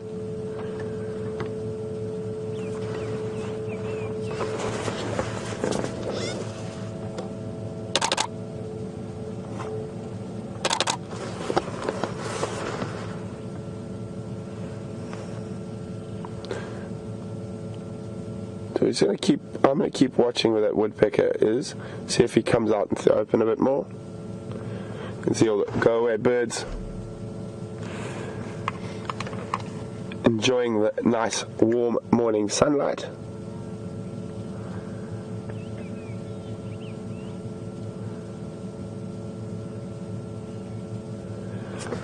Hi Anna-Marie, welcome on the Sunrise Safari. Anna-Marie would like to know, the grey lories look all very puffed up this morning. Is that because they are cold? It is, Anna-Marie, like we've seen impalas and other antelope too, they puff up when it's cold, and that allows a layer of air to get caught between, in this case, the feathers and the body. And that acts as sort of an insulate blanket, because the body will warm up that air, and the feathers will keep that air inside, and it sort of acts as a blanket. They also are puffed up because they are doing this sort of quite a lot of preening and cleaning while they are warming up in the sunlight.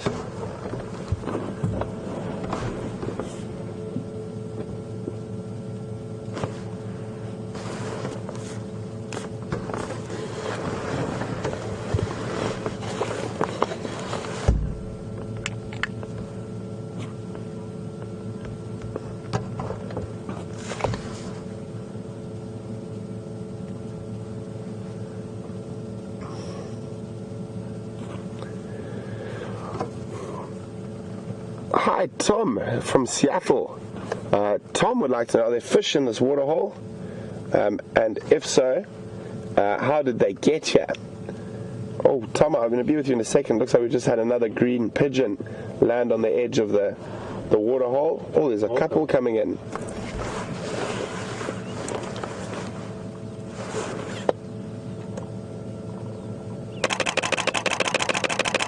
Oh, I hope I caught that flying.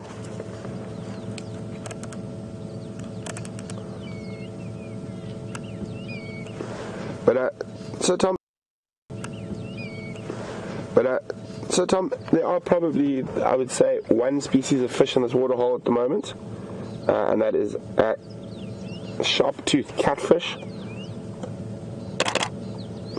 And they are actually able to breathe air, and they will move over land. So when this dries out, they can actually walk, and they can do a couple of kilometers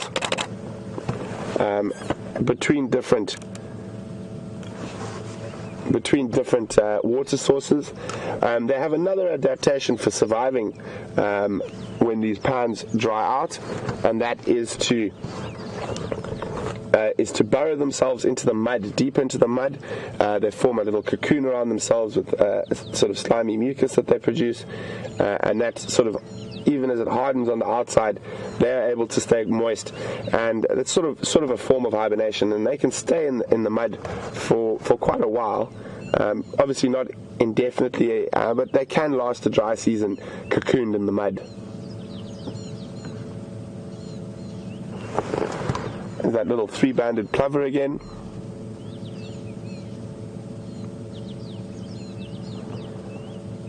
That woodpecker has moved further into the thickets. Unfortunately, we can't see.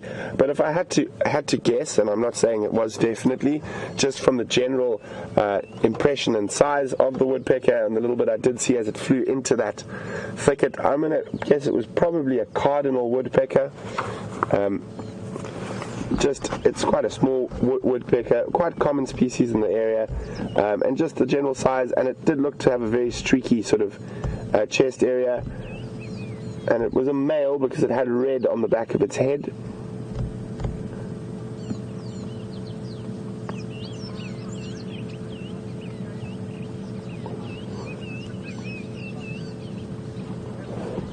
So there we go.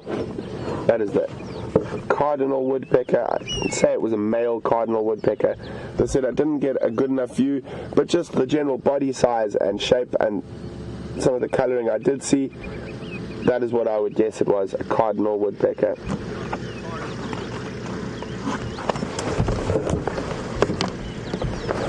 Oh, there's another game drive vehicle coming in here.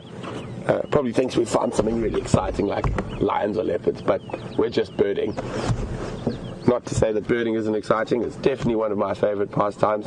I've spent many hours crawling through thorny thickets and stinging nettles just to see one specific tiny little brown bird. So, geez, how many species have we managed to record since we've been sitting here, guys? We'll put a tentative cardinal woodpecker, or we can just call it a woodpecker for now. But I think we can add a few more. See if you guys can remember what bird species we've seen since we've been sitting at the waterhole, and how many. I'm just going to move the vehicle forward a little bit, so we can add another species to the list.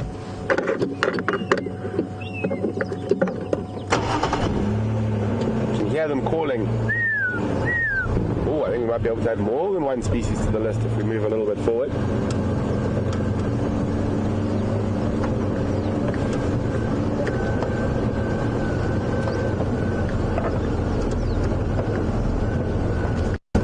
So I just saw a bird fly into this leadwood tree next to us. Oh. I'll keep looking for it, but I think we're going to add another species if we go. Can you swing around the top of that same little acacia that the go-away birds were in? We can see there's another species to add.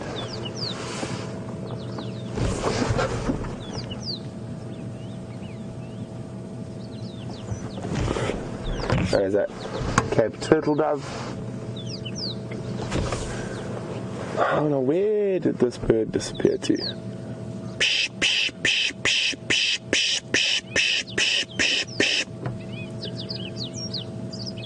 So if you heard me making that funny noise there, that is quite a nice way to bring the smaller bird species out.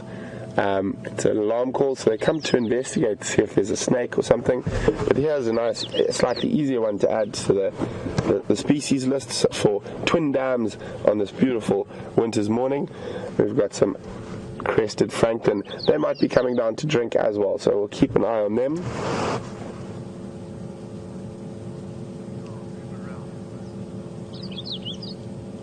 Doesn't look like that little guy I saw fly into the trees playing along today.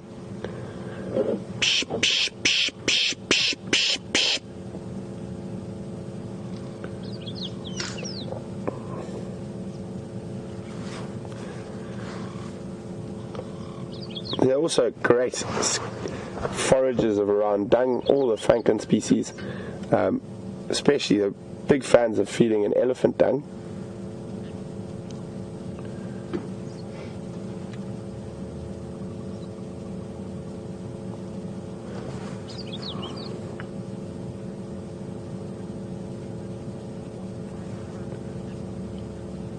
Just listening carefully to see if I can hear any other birds that we might be able to see.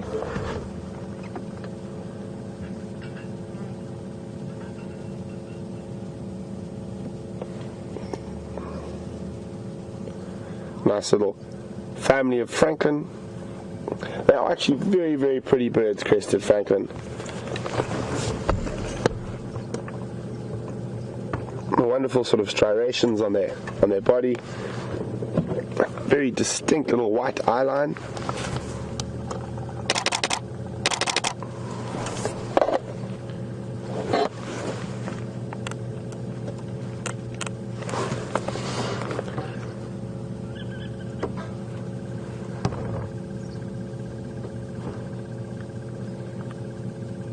So an edge of a waterhole like this is quite a good feeding place for them if they're looking for grubs and that, with the amount of buffalo dung around.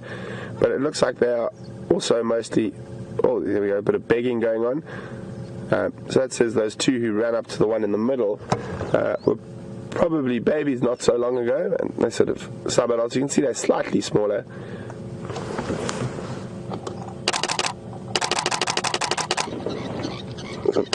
They're also feeding off grass seeds that have fallen on the ground. Actually moving right towards me. They come feed all around us.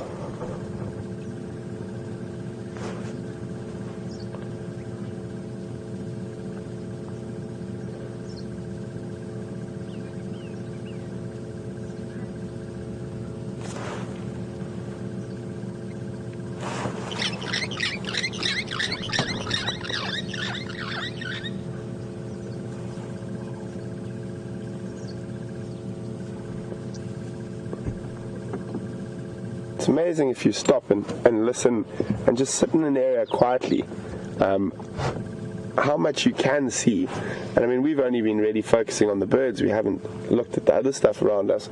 But that's the most amazing thing about the bush, is that you are literally surrounded by fascinating things, whether it be grasses, plants, flowers, birds, insects, even dung.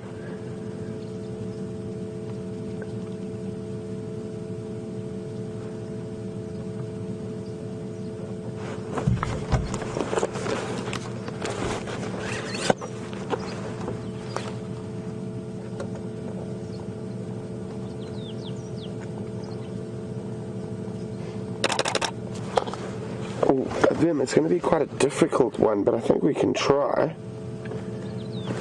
I've lost it. Okay, if we go to this top sort of left-hand corner of this leadwood tree here, it's a little bird I was trying to call out earlier. And if we zoom and a little bit higher and zoom in on that section there, and to the right a little bit. Down a little bit. Just stop right there. I'm going to try to see. Oh, I think where I am, I'm just a little bit further forward than you. I'm just going to try, just stay on, you got it. In the top right hand corner. What's that first? Top right hand corner. Is that moving now? No, it's moving. Yes, that's it. But if I move forward a little bit, I think we might be able to get a better view.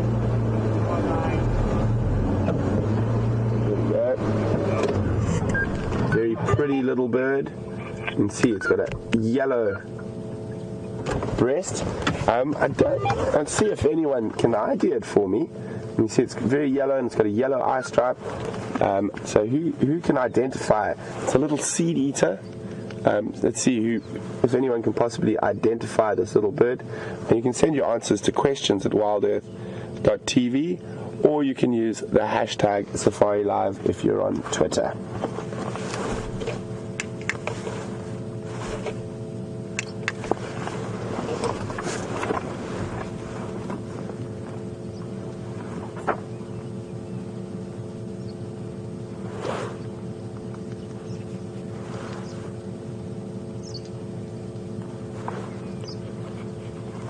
Hi, Donna from Michigan.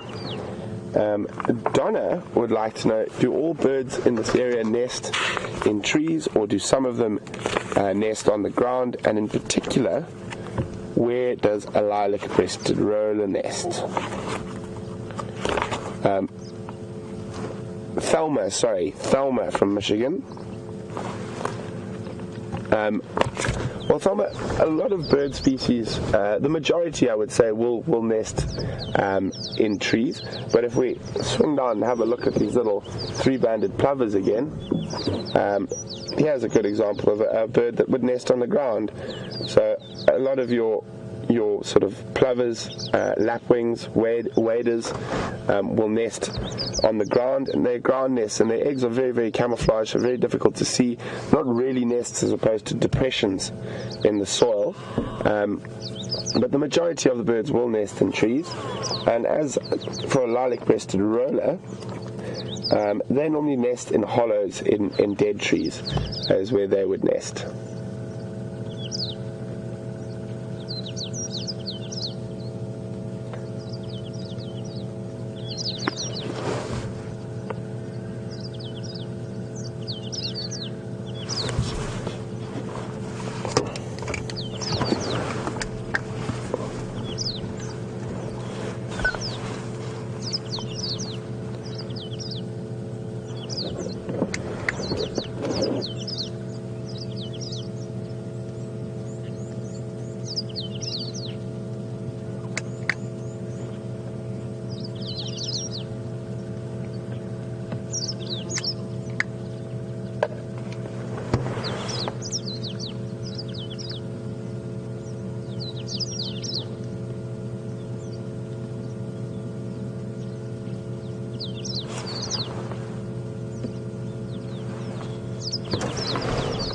I'm just trying to see what VM's following there.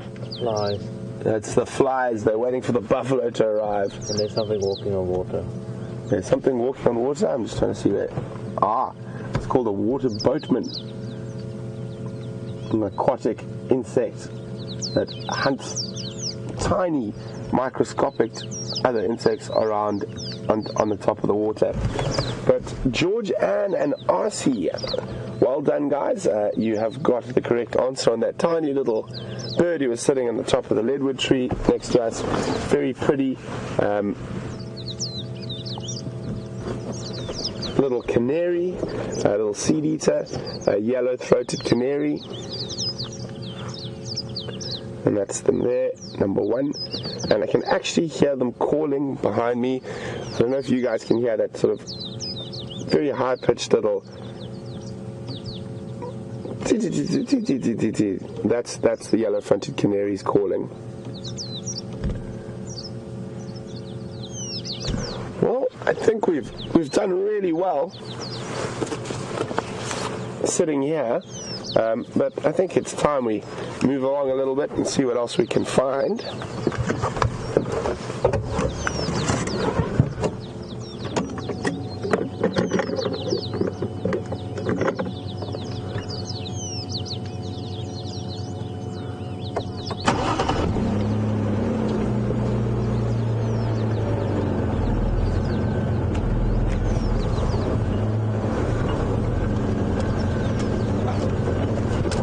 And Crystal even mentioned exactly how many birds we saw, not just the species that we saw.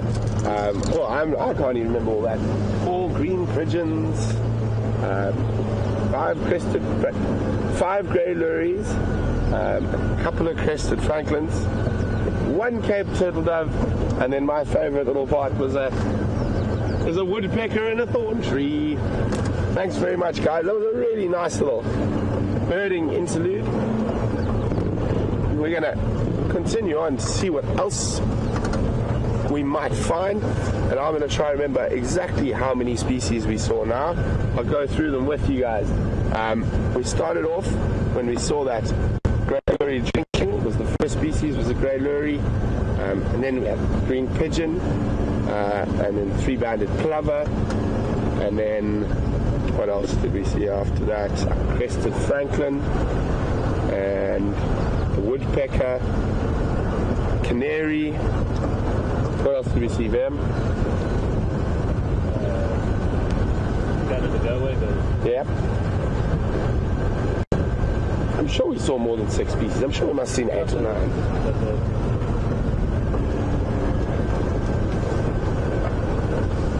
Anyway, I'll keep thinking about that.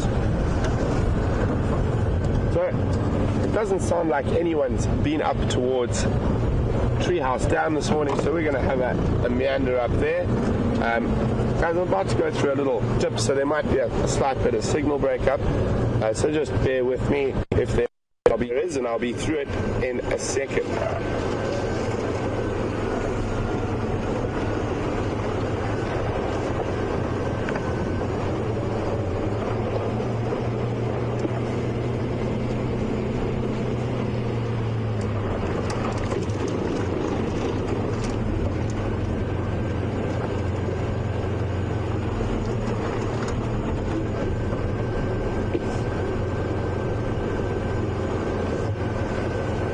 Cherry from Damascus, Maryland.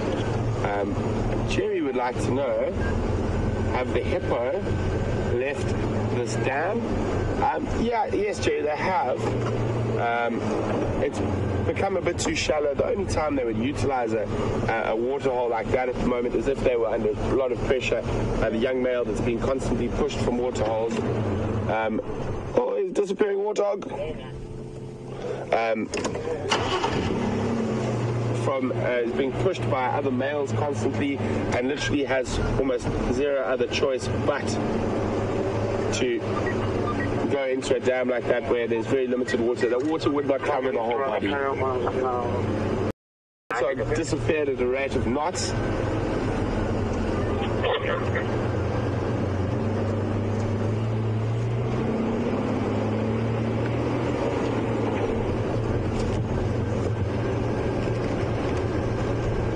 such a beautiful morning.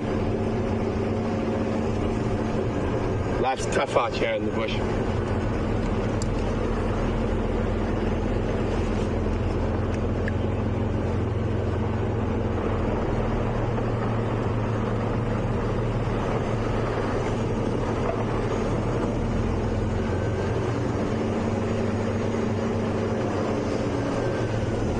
Hi, Brenda from Pennsylvania.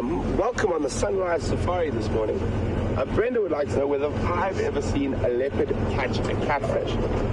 Brenda, believe it or not, I have. I've actually seen one particular leopard catch multiple catfish. And that was in the Sabi Sands.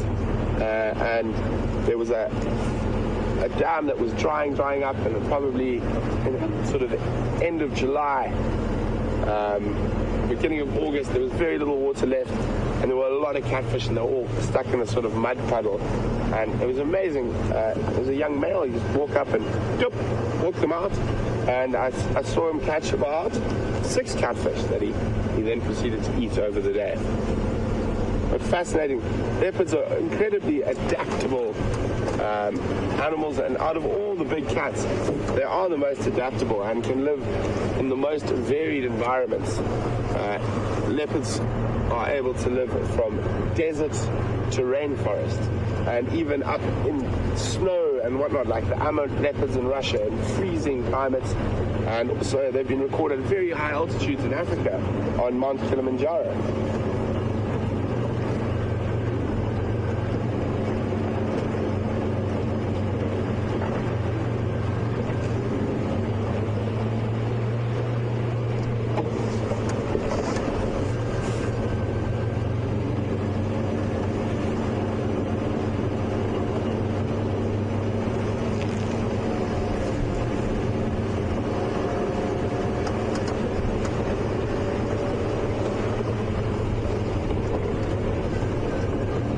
Heading up towards Treehouse Dam, I'm quite always excited when I find at this time in the morning a road that no one else has driven on, which means there's a chance for nice, clean, fresh tracks. And I'm really hoping we find some tracks.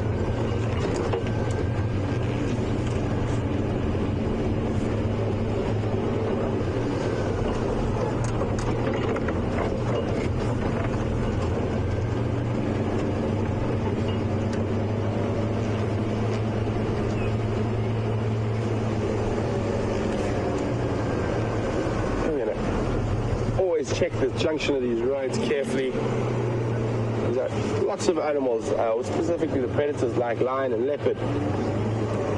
They really like to use our roads as highways. It's like a big animal path for them.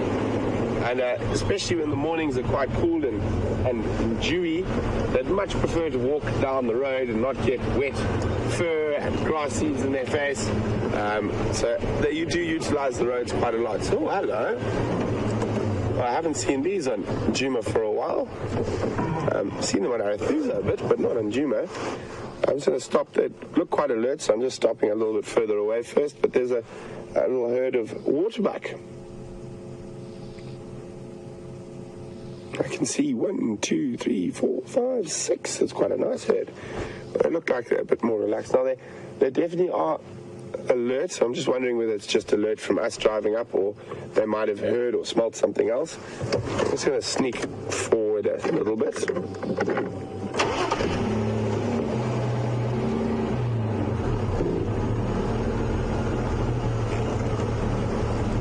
Morning, girls.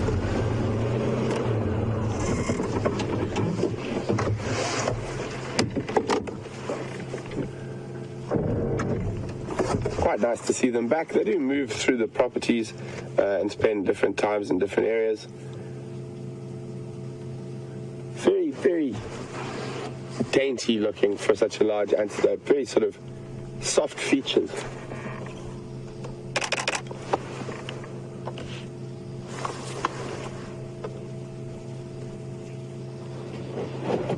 They are quite alert, so I'm just going to sit quietly here for a few seconds. See if they're just on alert because they heard us coming up the road, or because it could be that they've heard a predator or smelt a predator in the area. You can see that constant flicking of the tail, and quite often you see them stomp their legs. You see the flies are out in force. You can see those very distinctive sort of white rings around their bottom. It looks like they've sat on a freshly painted toilet seat. Now those are following mechanisms for the youngsters to be able to follow the adults in thicker bush. And see, that youngster is definitely very enthralled in something there. I think he's actually just seen a group of francolin that I can just make out moving on the other side of this little drainage line. But I suppose when you are prey, it is quite good to be hyper alert.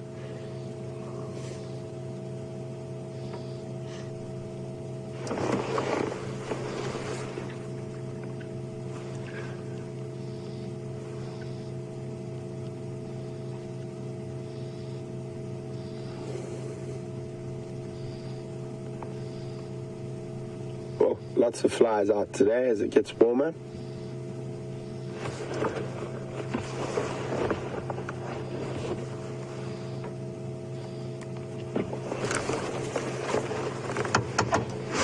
Well, looks like they're going to continue on. I think we will as well.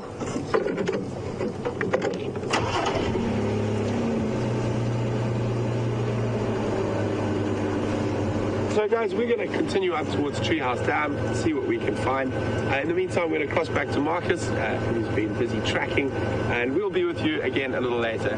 So enjoy your time with Marc.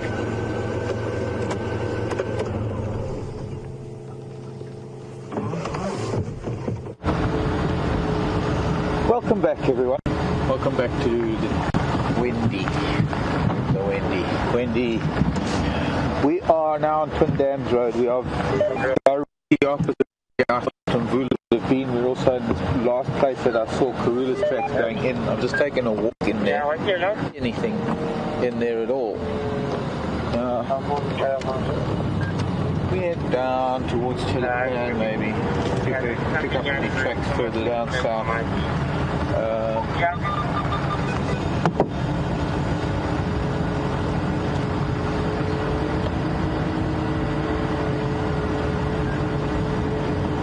No sounds, no alarm calls. So I don't know where these cats are.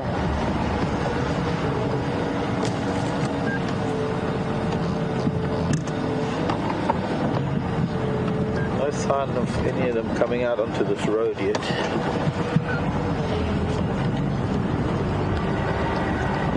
Sounds like you've been having a pretty good time with some birds down at Twin Dams. Quite amazing, so many different species.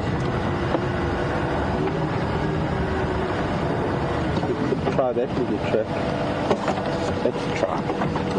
Let's go and see.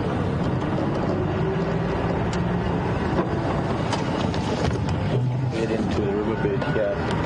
A little bit further south from where we last were sitting and waiting for Mvula. It's not warm yet. It is warming up. I needed to take a few layers off actually. And it's not that hot that a cat has to find shade and rest. So it could still be walking.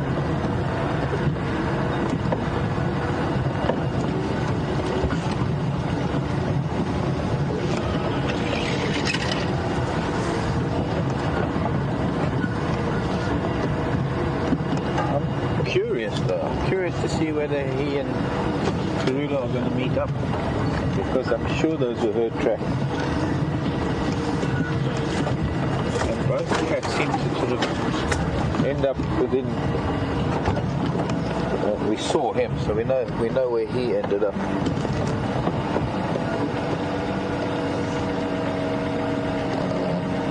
Nothing here. Very well worn pathway.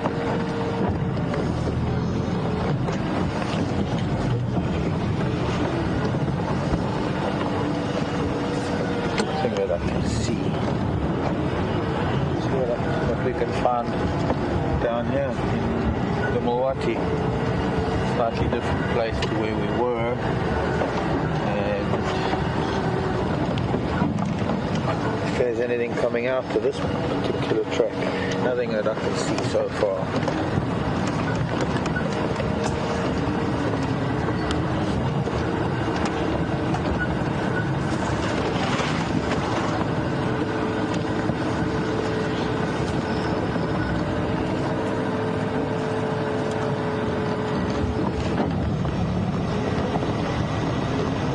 Go too far upriver, but we can try a little ways.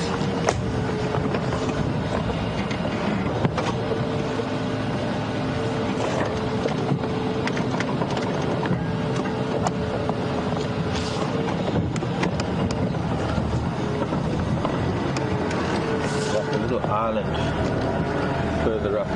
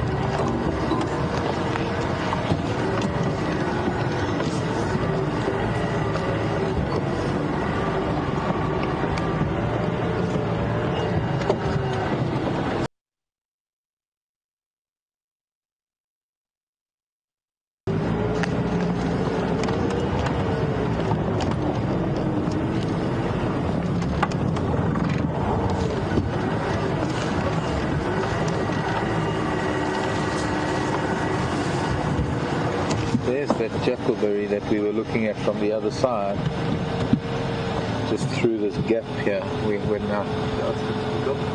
It is. But it's just for me as a landmark, it gives me an idea of where we were waiting for him to come out. And this is more or less where he would have, should have, could have, should have, would have. But clearly no sign of him here.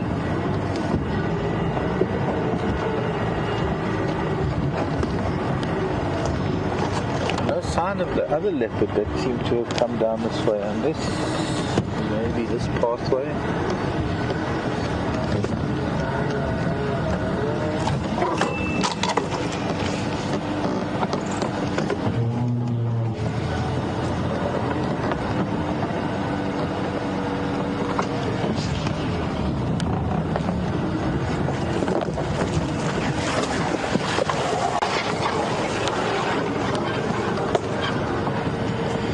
Talking about Hippo Dam. Now, I don't know anywhere called Hippo Dam, but I think evidently Brent was tracking a leopard that went over into Torchwood. And now this is back to where we were earlier. So exactly where we were earlier. And I just walked down here too. While you were watching all the birds, I actually took a walk down here. And doesn't seem to be anything.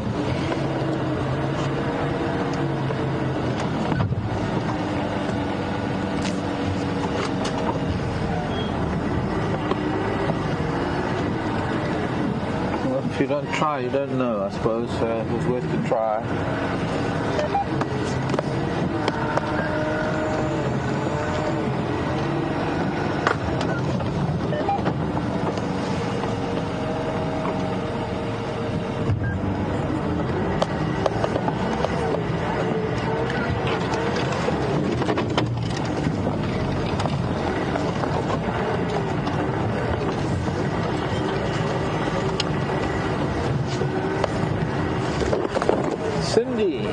Sacramento. Hello, Cindy. Wanting to know the picture that Will showed me last night on my side chat. Is it Karula or Mvula? I actually don't know, Cindy. I'm going to have a lot closer look at it because markings. Well, since it's a cat yawning, so it's kind of hard to tell who it is. And I'll have a look at it again today.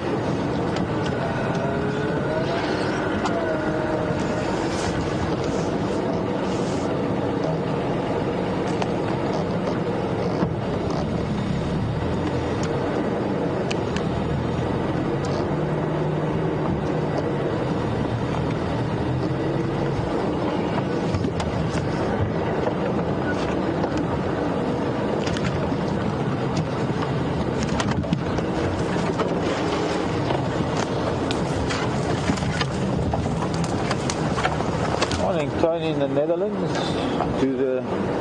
if the riverbeds fill up, does it affect animals hunting? Not really. It doesn't really change things much, Tony. I think that's what you were asking.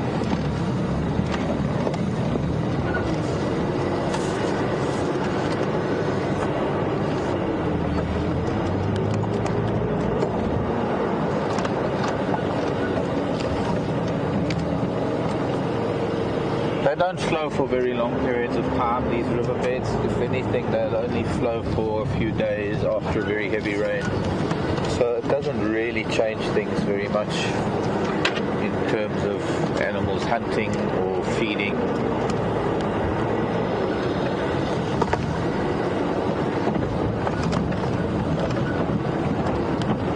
It's only after some flash flooding that you'll find these rivers getting water in them.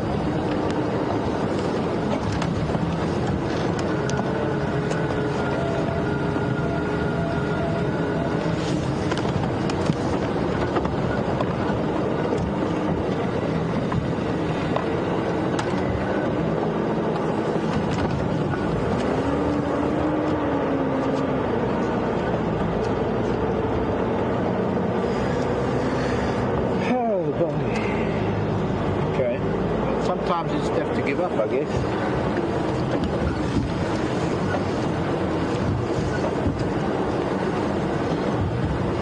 I'm going to go further down on Twin Dams Road. I know that we can't get too far down there, but if there are no tracks heading that way, then I don't think there's anything down there. Maybe we'll do a big loop through the riverbed and onto Vulture's Nest, perhaps onto Central Road. Maybe we take the ride that way and see what we can find from that direction.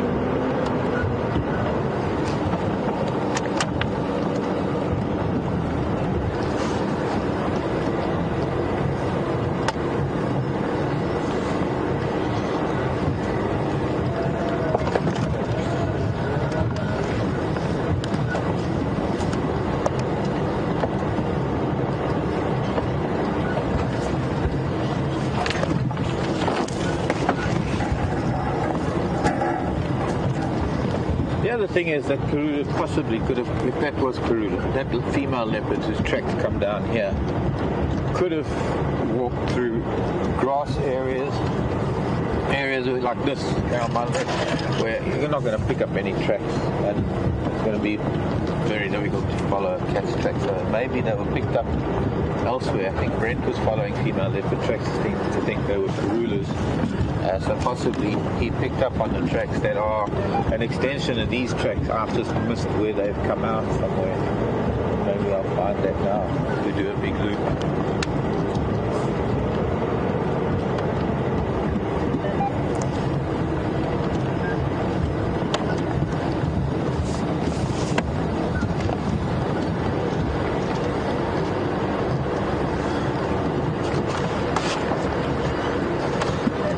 Hi Chris, probably a good afternoon to you in South Australia, in Adelaide. Nice to hear from you again. Chris wants to know what I mean by when I was talking about cats watching us with soft eyes, or they soften their eyes. they close their eyes and they look at you just through slits in their eyes. Basically, they soften. Aggressive, wide open eyes are aggressive. They're challenging. They're focusing. There is intent. Whereas when cats look at you and it's a slow blink. But they'll still look at you through those little slits. That's what I mean. I hope you get my meaning. If you've got a cat at home, it's almost like smiling eyes. It's a very important gesture as far as cats are concerned. Also, amongst members of their own species, you'll find that cats will also become submissive when they look at another cat. If they're submissive, they will close their eyes or soften their eyes and then perhaps even look away. I'm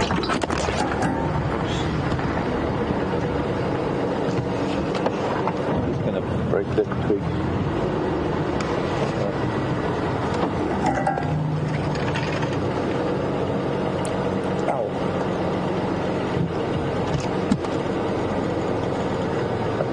Dead buffalo thorn branch. Ow!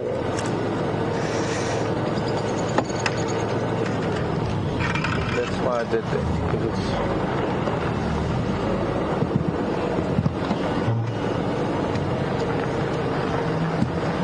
Sounds interesting that Brent's got something interesting. I think maybe if we head over that way, I'm gonna carry on down Spin Dams Road and follow up on tracks and see what I can find along this way, and I'll come back to you a bit later. In the meantime, I'll see you soon.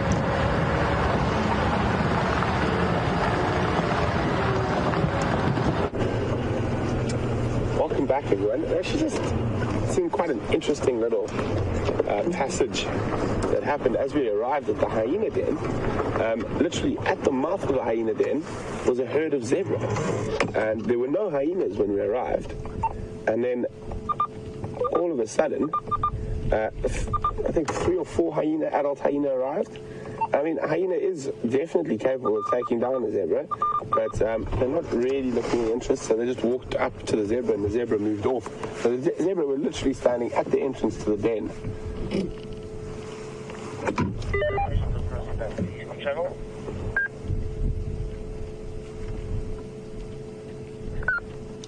Nisikaya is active. So actually the zebra stallion is still a little bit closer and sort of watching. And a zebra can be a very violent animal, and I think these hyenas all look quite well fed and don't really. See, there's the stallion, he's a bit closer. Just watching the hyenas. That was perfect timing. We arrived as the hyenas arrived. I don't see any of the cubs yet, but we've got the adults here. A little bit of greeting.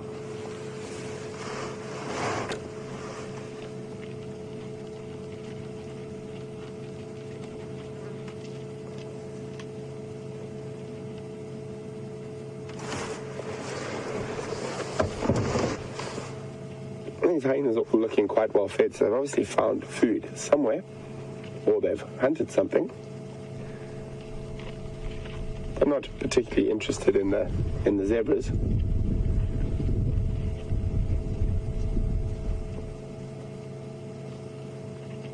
What's found there?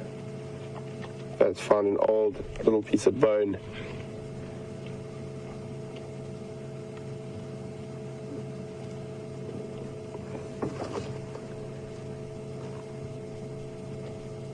I do really like hyenas. What a character. So you can see they've got a very distinct body shape with that long sloping back. Does anyone out there know why a hyena is built like that? Can anyone think of a reason why that hyena has that very big, powerful front end body and then quite a sloping back and much smaller, less developed lower body? Standing by.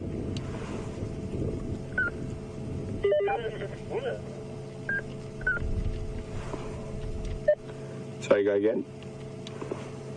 Did anybody find Mvula this morning? Firm, that was Ingwe, Marc, and Let's Go with.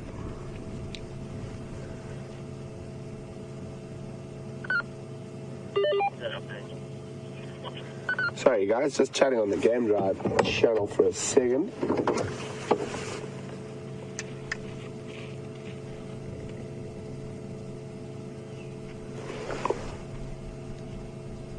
So the other hyenas have moved to the mouth of the den. I was going to swoop.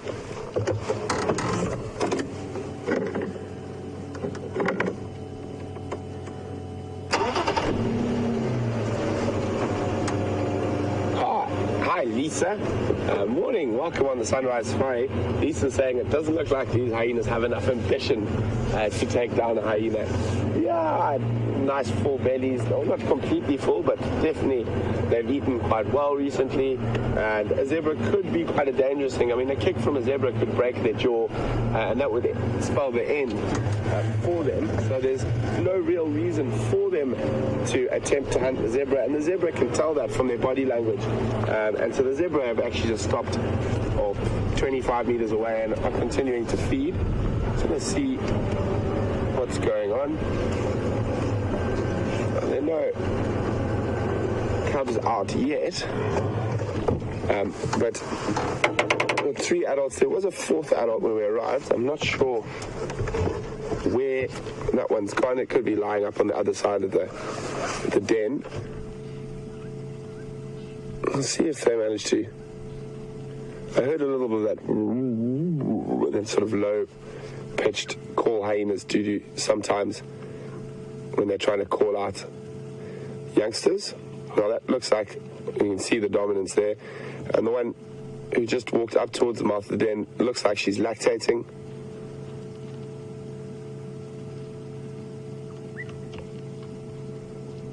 So we might possibly get a youngster to come out, or not. Just zoom in on her belly, please, for me, Vim. The one who's standing there. Is she lactating or is she pregnant? I did see a hyena who looked very pregnant a while ago, but when they've got a full belly, it's more difficult to tell. But you can see her nipples are enlarged. I'm not sure whether she's actually lactating or she's actually pregnant. It does look like she might be pregnant, which is really good news. We have some new little cubs, and they are really, really cute when they are small.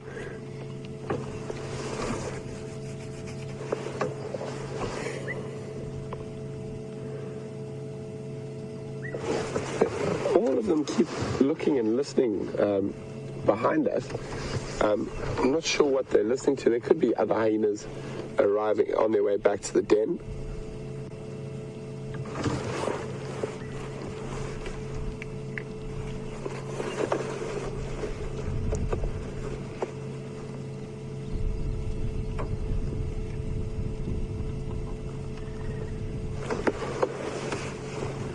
Hi Remy, welcome on the Sunrise Safari. Remy would like to know, do hyenas swallow bone? They do, but they do break it down into smaller pieces with those incredibly powerful jaws of theirs. Before they swallow, and they one of their special evolutionary adaptations is that ability to crush bone. And they can crush huge bones, so their jaws are quite a lot more powerful than lions, but their teeth are also, hang on a second, nearly lost my ears. Their teeth are also differently adapted to lions, so they're not as sharp on the points, and they've got sort of rounded edges that are more for crushing rather than cutting and piercing. So their teeth are made for sort of crushing, but also if they are to hunt and they manage to grab on, they sort of bite and hold onto their prey. I keep thinking it might be another hyena on its way. just watching the way they're listening to that particular area. And it's got nice and warm now. All the layers of clothing are coming off.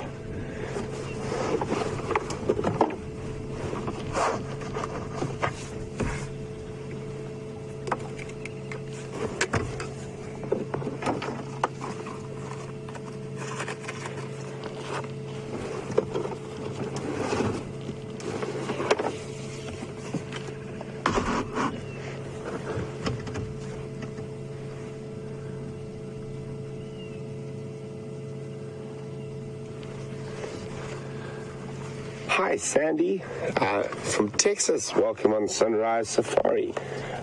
Sandy's just mentioning when VM did a close-up on the paws, maybe we can do that again. She said it looks like the claws have been groomed.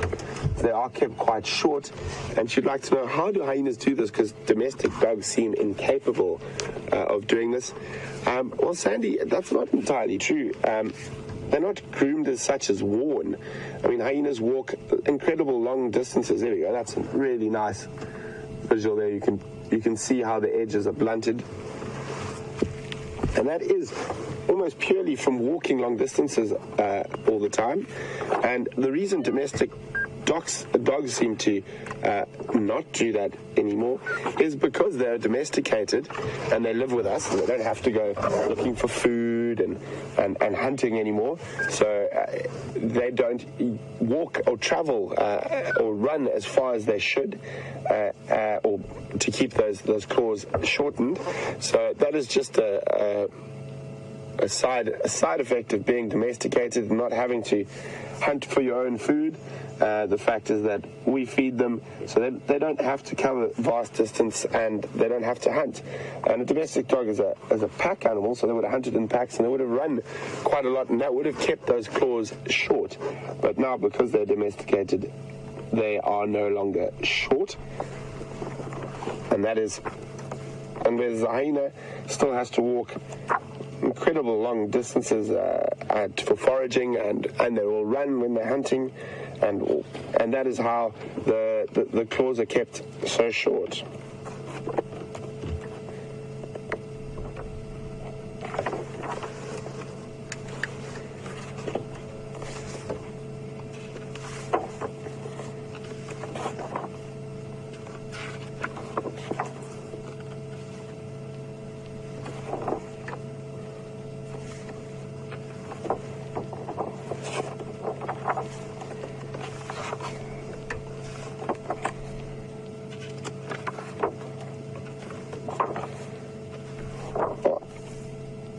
Hi, Marianne.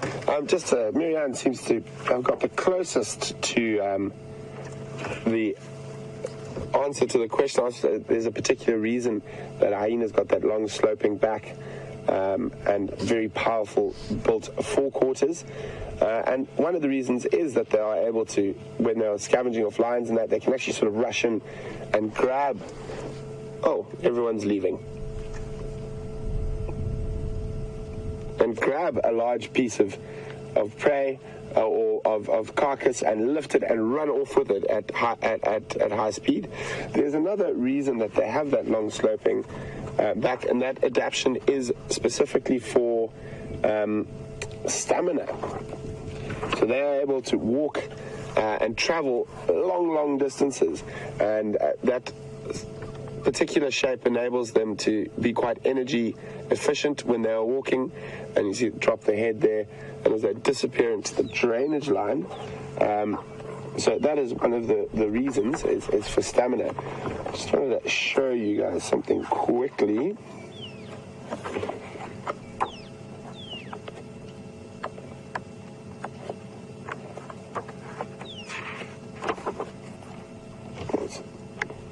There we go. So we were talking about the amount of crushing power that's in a hyena's jaw and the teeth structure. Just have a quick look there. You can see there's a diagram of a hyena's skull, and specifically with the teeth, and you see how rounded the points are.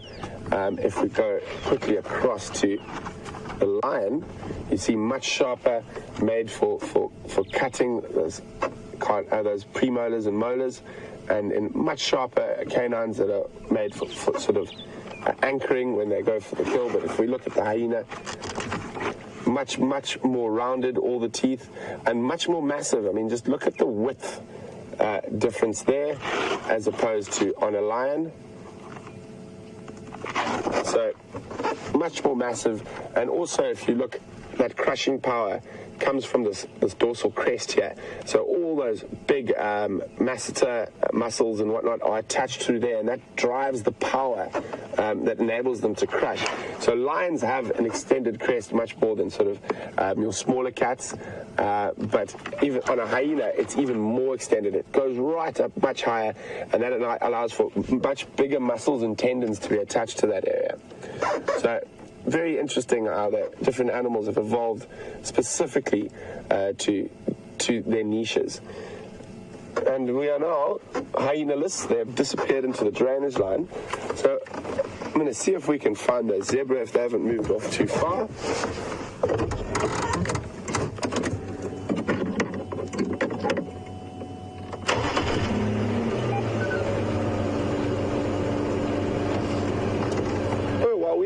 Meander off to see if we can find the zebra again. We're going to cross back to Marcus, who I believe is still hot on the tracks. So hopefully you find he has some luck that side, and we'll catch up with you a little later on the drive.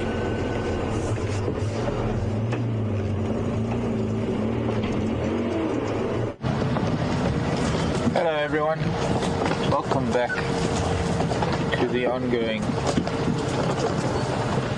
hunt for cats. I can't really get in here. This is the last place that we saw Mvula this morning. He was making his way in here. That big jackalberry that I've been using as a landmark is much further down this little drainage line where it comes into the Mulwati. We were waiting there. I suspect that he might be sleeping somewhere between here and the Mulwati. Will you come in? Oh, excuse me.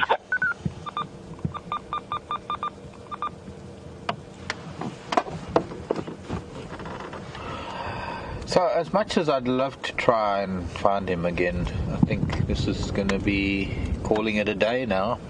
I guess we've got no choice to say that it was great to have seen him, but there are times when we just have to let them be. And maybe before drive starts this afternoon, we can just come and take a little bit of a walk in here and have a look. See also if there are any tracks coming out from any of these places. For now, let's continue. We'll go up Mvula Road, I think. Let's go up Mvula Road.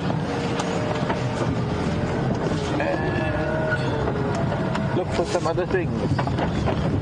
Sounds like you've seen some nice, interesting stuff with Brent this morning.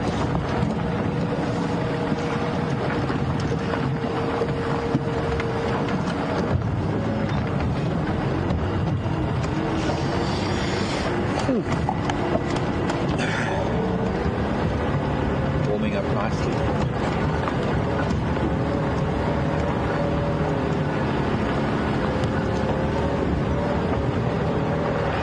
Somebody mentioned a cat. One of the zoomies mentioned a cat at Gowrie Dam this morning, Juma Waterhole, Gowrie Dam.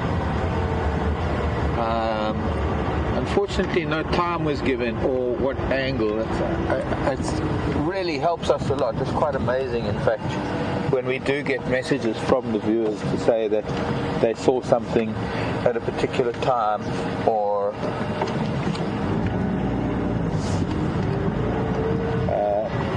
well, the different animals that do visit.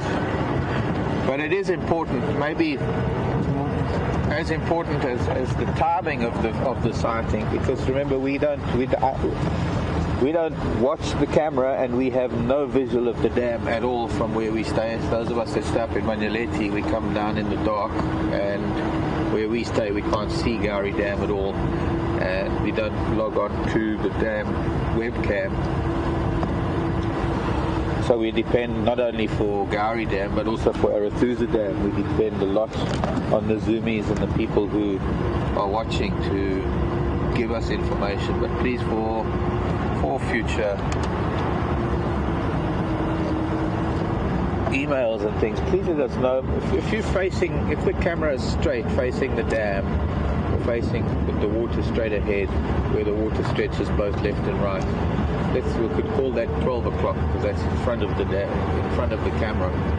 So anything left is going north, anything to the right is going south, anything going more or less straight away from the dam.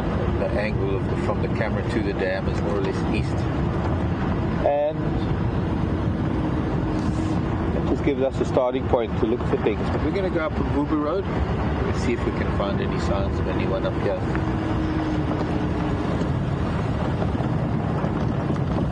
Looks like whoever is zooming at the moment, it looks like there's some impala that are just coming down. I see some elephant tracks here. I don't know if they were caught on camera, but it looks like elephant came past the dam, maybe during the night. But well, we are directly opposite the camera now. There are impala that are coming down to drink right in front of the camera. We go back, and Brian can get a shot of that for you. I thought we'd have another gap, but I'll have to go back for this.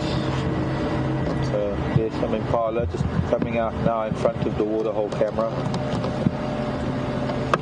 You can see the white box that you can see at the base of that tree in the top right of your frame. That is actually the light.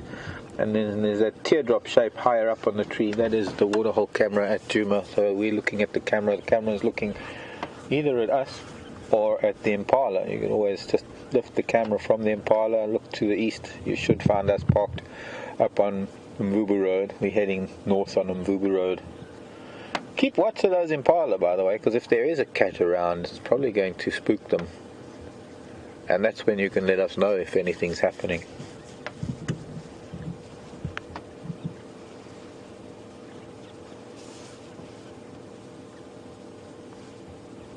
Make a play for them in this open patch that they're in now. They're far too open. They can easily get away from a leopard where they are now. If something were to make an appearance, the leopard would have to try when they're on their way down or on their way back away from the water, where they have to pass through bushes and trees.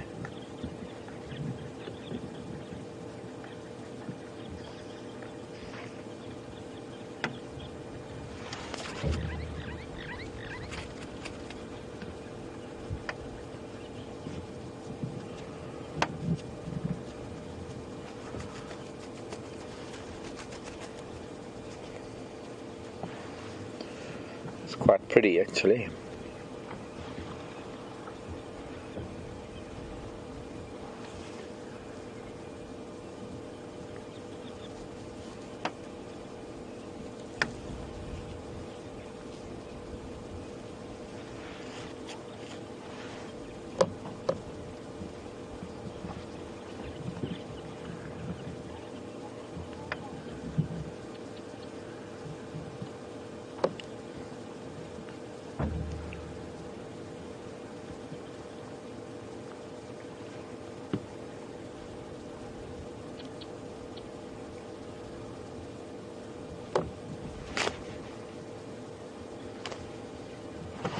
Let's continue.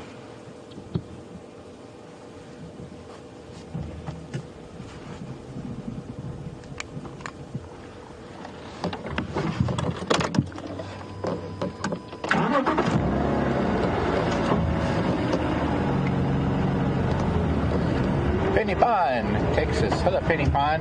Yes, this is the same feather I had the other day. It's the one I found when we were close to the hyena den. Well, VM saw it. I picked it up. I claimed it. And I'm using it because I haven't got my other wild turkey feather that's on the leather thong with the other feathers. That's actually supposed to be for smoke. This would make a good one for that kind of thing. But it's my fly swish at the moment. They sit on my face and it's ticklish.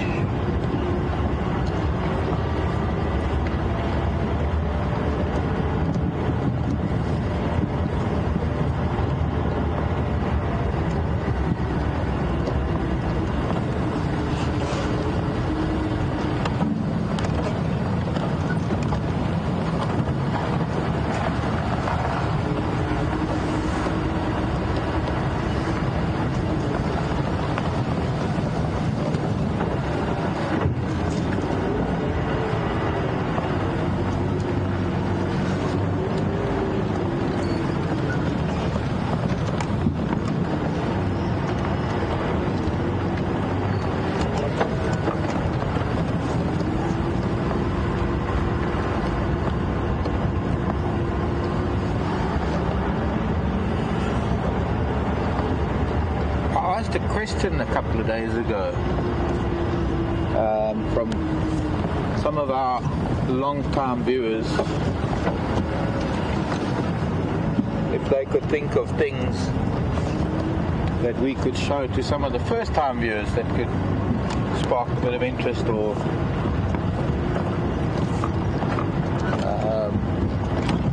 create a diversion from looking for animals. And Sharon mentioned a few things. Of course, there are a lot of things in the summer months that we can do that we can't really do in the winter months. Oh, look, there's a nice plant. That's an interesting plant. That sort of leaf, that green leaf sticking out of the ground. It's known as Sansevieria. Not flowering at the moment. There's another one closer to that sickle bush.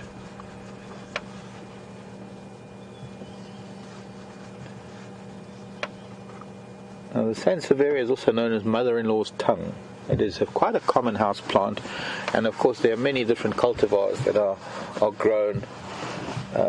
Long, thin, sword-shaped leaves, variegated leaves, all different types of Sansevierias.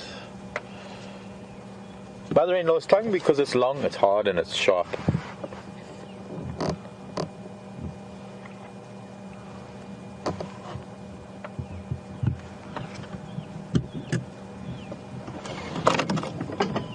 Now, Sharon mentioned one thing that I'm going to have to try and find this afternoon. Sharon in Austria was saying that there used to be a tree where there was a python that used to spend time in winter. And I remember being on camera with Rex, or being with Rex on camera, one of the two, when we found it. Rex found it. I think Rex was on camera at the time, and not presenting. And he was almost eye level with it. Now, Sharon, that was on that junction with Weaver's Nest and the old fire break that runs down to Twin Dams from Weaver's Nest. There's that little fire break. I've been past there a couple of times, but there are trees that have fallen over the road. But I'm going to go back there this afternoon and we'll see if we can find something. I haven't managed to get that far south this morning, down near Twin Dams or down to Weaver's Nest. Funny enough, I was going to start drive this morning, heading down Weaver's Nest, and I got distracted by cat tracks. Just goes to show it's very hard to actually plan things. Or it's very hard to stick to plans, let's put it that way. You can plan away all you like, but then sometimes as we leave camp or something happens that changes our direction and it has to change plans entirely. Oh, there's a little apellis in this buffalo thorn. I could hear it.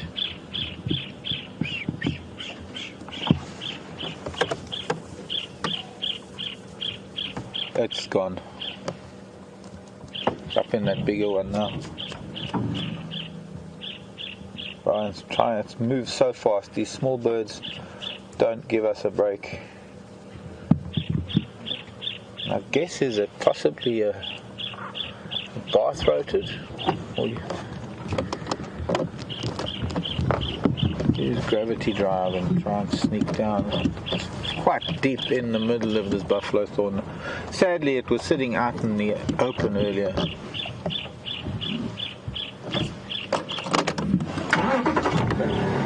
He is calling and moving at the same time.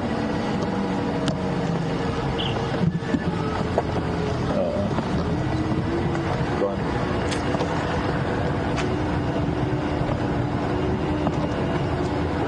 And I didn't get a good look. Hello, ellies. I thought I saw some tracks. What you doing, boys and girls? Always nice to find some ellies. Hello, children. Can we come and say hello? Stop with this bull first. Then we'll see if we can find Mrs., the mother of these calves.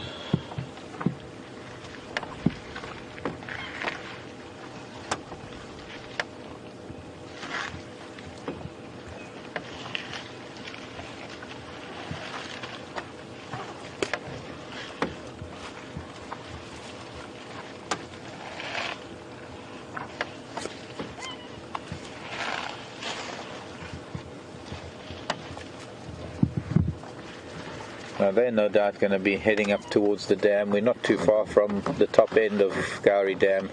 We're just opposite some of the top rooms for Vuyatela Lodge.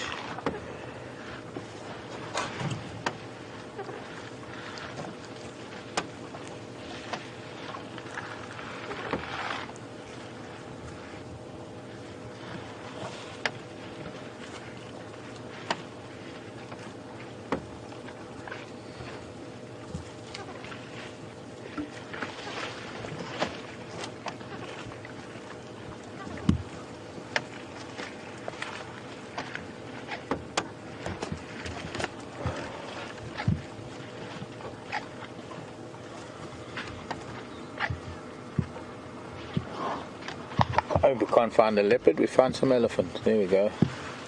That's where to end our sunrise drive this morning, spending time with them. Seen quite a few adults up ahead under that big jackalberry. Perhaps in a short while we'll go a little bit further around in front of the camp and see if we can find anything.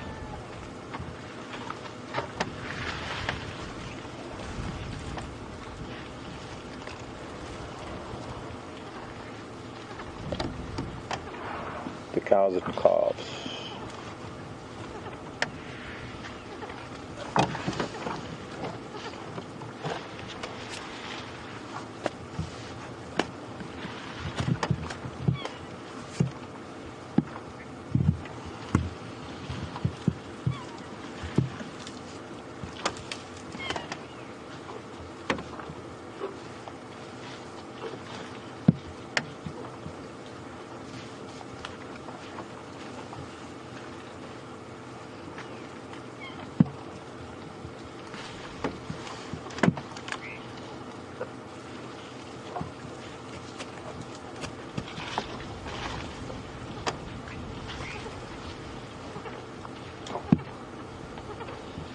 We were heading up Mvula Road, and I just had a hunch and turned down the little track from Mvula Road that goes to the top of Gowrie Dam. And this is the little track that then bends around past that little waterhole in front of Gallagher Camp. And I'm guessing that maybe these ellies have come from there and they've been drinking at that little waterhole already, perhaps. And now they're feeding around Gowrie Dam. If it gets hot, they're probably going to go down to the dam, maybe have a mud bath a little bit later. I can hear coqui francolins chirping and crested francolins. So while he's moving off, I'm going to see if we can head around to see some of those calves and cows that are underneath the very big jackalberry.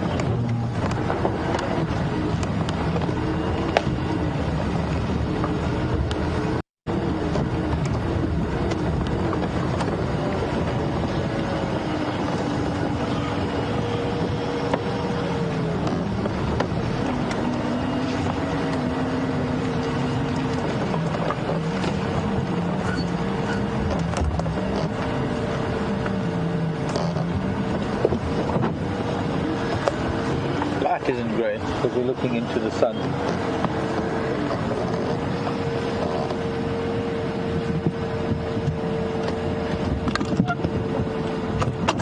And the angle isn't great, but I'm just going to stop for now.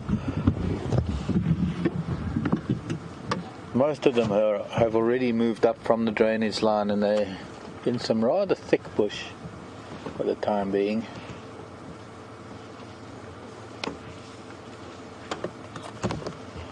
And I've noticed there's a lot of feeding on buffalo thorn at the moment. A lot of the elephants are utilizing the buffalo thorn, probably because the leaves are at their fullest, the tree's at its best at the moment, before it starts losing its leaves.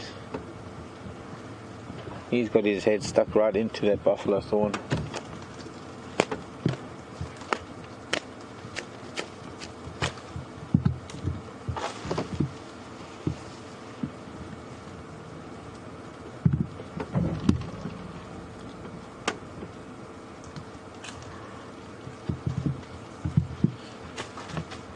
Let's go around a bit, Brian. Let's see if we can catch up with some cows and calves. These are two of the bulls that are probably just socializing with the herd at the moment.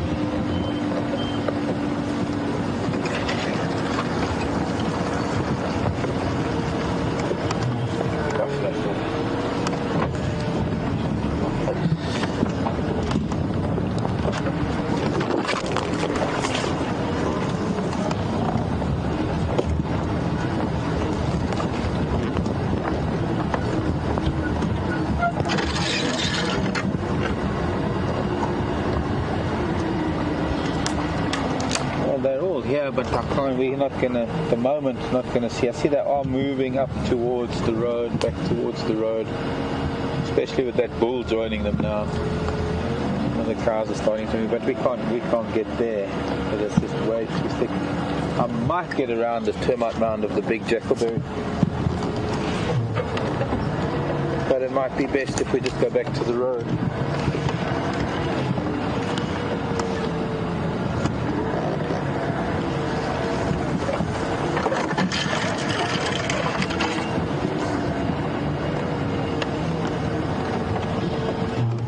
The problem is that if we do get to see them from here, we're just going to be seeing the back of them because they are slowly moving.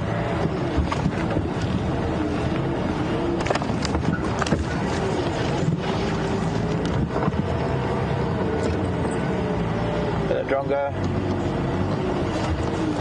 Hello, Mrs. Ellie.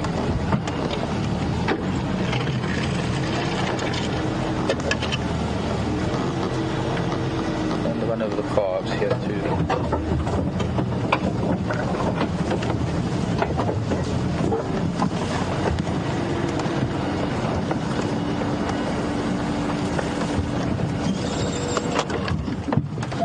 Really pretty girl. Look at those tusks. Some really lovely tusks. Would have a chip out of her right tusk.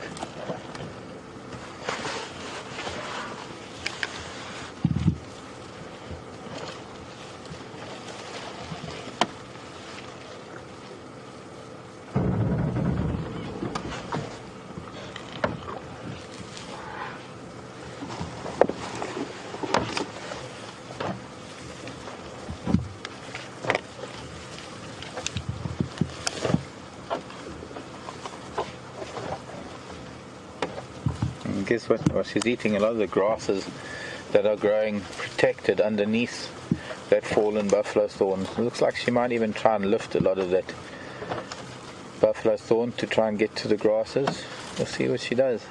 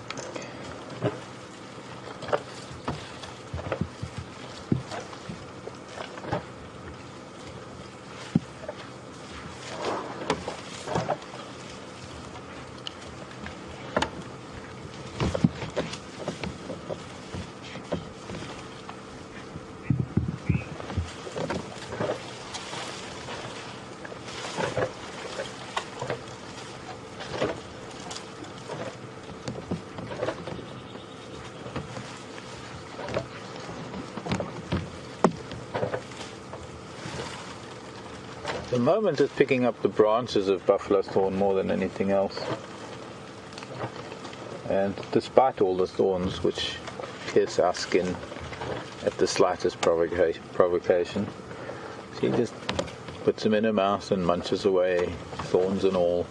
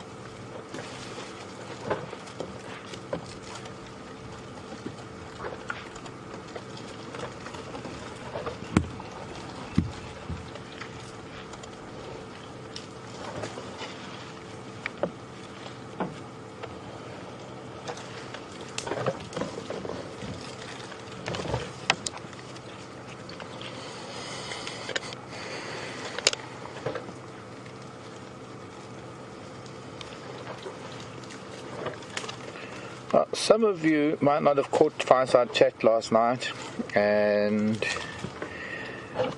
might not be on social media.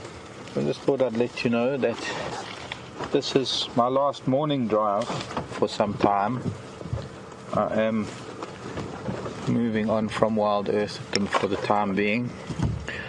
I have resigned, and so I'm going to be going home to the Timbavati for now.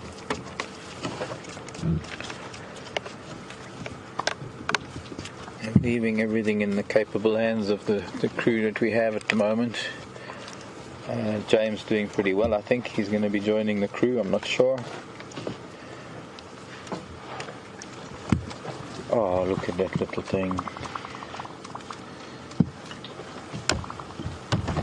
And, well, with the elephants, with the ellies moving away into the thicker bush, I'm going to be moving away back for breakfast.